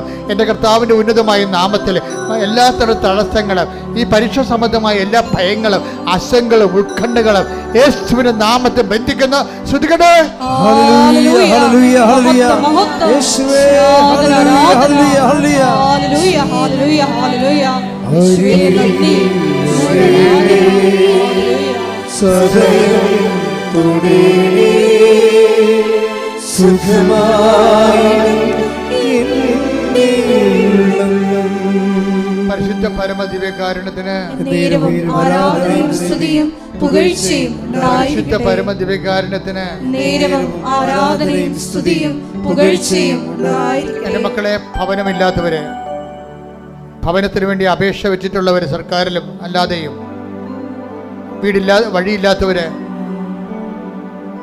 അവരുടെ ജോലി സംബന്ധമായ തർക്കങ്ങളിൽ കിടന്നവര്, സസ്പെൻഷൻ കിട്ടിയിട്ടുള്ളവര്, തിരിച്ചു കയറുന്നതിന് വേണ്ടി ഉടമ്പടി ചെയ്തിട്ടുള്ളവര്, മക്കളില്ലാത്തവര്, വഴക്കിലും വിദ്വേഷത്തിലിരിക്കുന്നവര്, അതുപോലെ തന്നെ ഭാര്യാഭർത്താക്കന്മാരെ പിരിഞ്ഞിരിക്കുന്നവര്, വിവാഹ നിശ്ചയത്തിലിരുന്ന നിശ്ചയം പോയിട്ടുള്ളവര്, വിവാഹം താമസിക്കുന്നവര്, അങ്ങനെ ഓരോരോ പല പല മരുന്നുകൾ കഴിച്ചിട്ട് മടുത്തിട്ട് മനസ്സ് നിരാശപ്പെടുകയും വീട്ടിലൊരു അല്ലാത്തൊരവസ്ഥയിൽ കഴിയുന്നവരുണ്ട്. അവരെല്ലാം ഈ ആരാധനയെ പരിശുദ്ധമ്മക്ക് ജീവനോടെ പ്രത്യക്ഷപ്പെട്ട പരിശുദ്ധമ്മയുടെ മാധ്യസ്ഥത്തിൽ ഈ നിമിഷം ഇതൊക്കെ ഈ ധ്യാനം കേൾക്കുന്ന നിമിഷങ്ങൾ അവർക്ക് ദൈവത്തിൻ്റെ കൃപയുണ്ടാകാനും അമ്മ മാതാവിൻ്റെ മുല്ലപ്പൂ സുഗന്ധം വീശാനും അമ്മയുടെ മഴവില് കാണുവാനും അങ്ങനെ ദൈവം നമ്മുടെ കൂടെ ഉണ്ടെന്നുള്ള ബോധ്യം, അങ്ങനെ ഒരു ആർക്കെങ്കിലും ആശങ്കകളോ ദൈവം കൂടെ ഉണ്ടോ ഇല്ലയെന്ന് ഓർത്ത് വിഷമിക്കുന്ന ആൾക്കാർക്കെല്ലാം കൃത്യമായ അടയാളം ലഭിച്ചുകൊണ്ട് മാതാവിൻ്റെ പ്രത്യക്ഷ സ്ഥിരീകരണം അവിടെ ജീവിതം സംഭവിക്കാൻ വേണ്ടി യേശു ക്രിസ്തുവിൻ്റെ ഉന്നതമായ നാമത്തിൽ നിൻ്റെ ആദികൾ, വേദികൾ, നിൻ്റെ ഭാരങ്ങൾ, നിൻ്റെ ആശങ്കകൾ യേശുവിൻ്റെ നാമത്തെ മാറിപ്പോകട്ടെ. ശ്രുതികട്ടെ. ഹല്ലേലൂയ ഹല്ലേലൂയ ഹല്ലേലൂയ യേശുവേ നന്ദി. ഹല്ലേലൂയ ഹല്ലേലൂയ ഹല്ലേലൂയ ആരാധന ഹല്ലേലൂയ ഹല്ലേലൂയ ഹല്ലേലൂയ ഈശ്വര ആരാധന ഹല്ലേലൂയ. ബിസിനസ് സംബന്ധമായ ആൾക്കാർ, ഒരു ബിസിനസ് കണ്ടെത്താൻ വിഷമിക്കുന്നവർ, ചെയ്തുകൊണ്ടിരിക്കുന്ന ബിസിനസ്സിൽ വല്ല വരുമാനമില്ലാത്തവർ, ചെയ്തുകൊണ്ടിരിക്കുന്ന ബിസിനസ്സിൽ കസ്റ്റമേഴ്സ് ഇല്ലാത്തവർ, അതുപോലെ കടം പോയവർ, കടം കൊടുത്തവർ, ഏജൻറ്റിന് പൈസ കൊടുത്തവർ, തിരിച്ചു കിട്ടാൻ മാർഗമില്ലാത്തവർ, വാടക താമസിക്കുന്നവർ, ഒറ്റയ്ക്കും പാട്ടത്തിനും താമസിക്കുന്നവർ, ഭവന നിർമ്മാണം തന്നെ ആശങ്കയിലായിരിക്കുന്നവർ, അങ്ങനെ ഓരോ മേഖലകളിലെ വിഷമം അനുഭവിക്കുന്ന ഒരു ഇടിമുഴക്കം പോലെ കർത്താവിന്റെ നാമം സ്തുതിക്കട്ടെ. മാതാവ് നിങ്ങളുടെ ജീവിതത്തിൽ ഇടപെടുന്ന സമയമാണ്. സ്തുതിക്കട്ടെ. ഹല്ലേലൂയ ഹല്ലേലൂയ ഹല്ലേലൂയ യേശുവേ നന്ദി. ഹല്ലേലൂയ ഹല്ലേലൂയ ആരാധന ദൈവമേ നന്ദി ദൈവമേ മഹത്വം ദൈവമേ. പരിശുദ്ധ പരമദിവ്യകാരുണ്യത്തിന് നേരവും ആരാധനയും സ്തുതിയും പുകഴ്ചയും ഉണ്ടായിരിക്കട്ടെ. സംഭാവനാശീർവാദം. ഒരിക്കൽ കൂടി മരിയൻ ഉടമ്പടിയിൽ സമർപ്പിച്ചിരിക്കുന്ന എല്ലാ വിഷയങ്ങളും ദൈവമാതാവിൻ്റെ മധ്യസ്ഥയിൽ ദിവ്യകാരുണ്യ സന്നിധിയിൽ സമർപ്പിച്ച് നമുക്കൊരു നിമിഷം പ്രാർത്ഥിക്കാം. നമ്മുടെ ജീവിതത്തിലെ കുറവുകളും സഹനങ്ങളും എല്ലാം ക്രിസ്തുവാകുന്ന പ്രകാശത്തെ ലോകത്തിന് കൊടുക്കുവാനുള്ള മരിയൻ ഇടപെടലിൻ്റെ വലിയ സമയമാണെന്ന് ഇന്നത്തെ ഉടമ്പടി ആരാധനയിലൂടെ വെളിപ്പെട്ട് കിട്ടുകയായിരുന്നു. ഈശോയെ, ഞങ്ങളുടെ ജീവിതത്തെ കുറവുകളിലെല്ലാം പരിശുദ്ധ അമ്മ വഴി നേരിട്ട് ഇടപെടലുണ്ടായി എത്രയും വേഗം ഞങ്ങളെയും പരിശുദ്ധ അമ്മയുടെ പ്രത്യക്ഷീകരണത്തിൻ്റെ സാക്ഷികളാക്കി ഉയർത്തണമേ എന്ന് പ്രാർത്ഥിച്ചുകൊണ്ട് ശിരസ്സ് നമിച്ച് നമുക്ക് ദിവ്യകാരുണ്യനാഥൻ്റെ ആശീർവാദം സ്വീകരിക്കാം.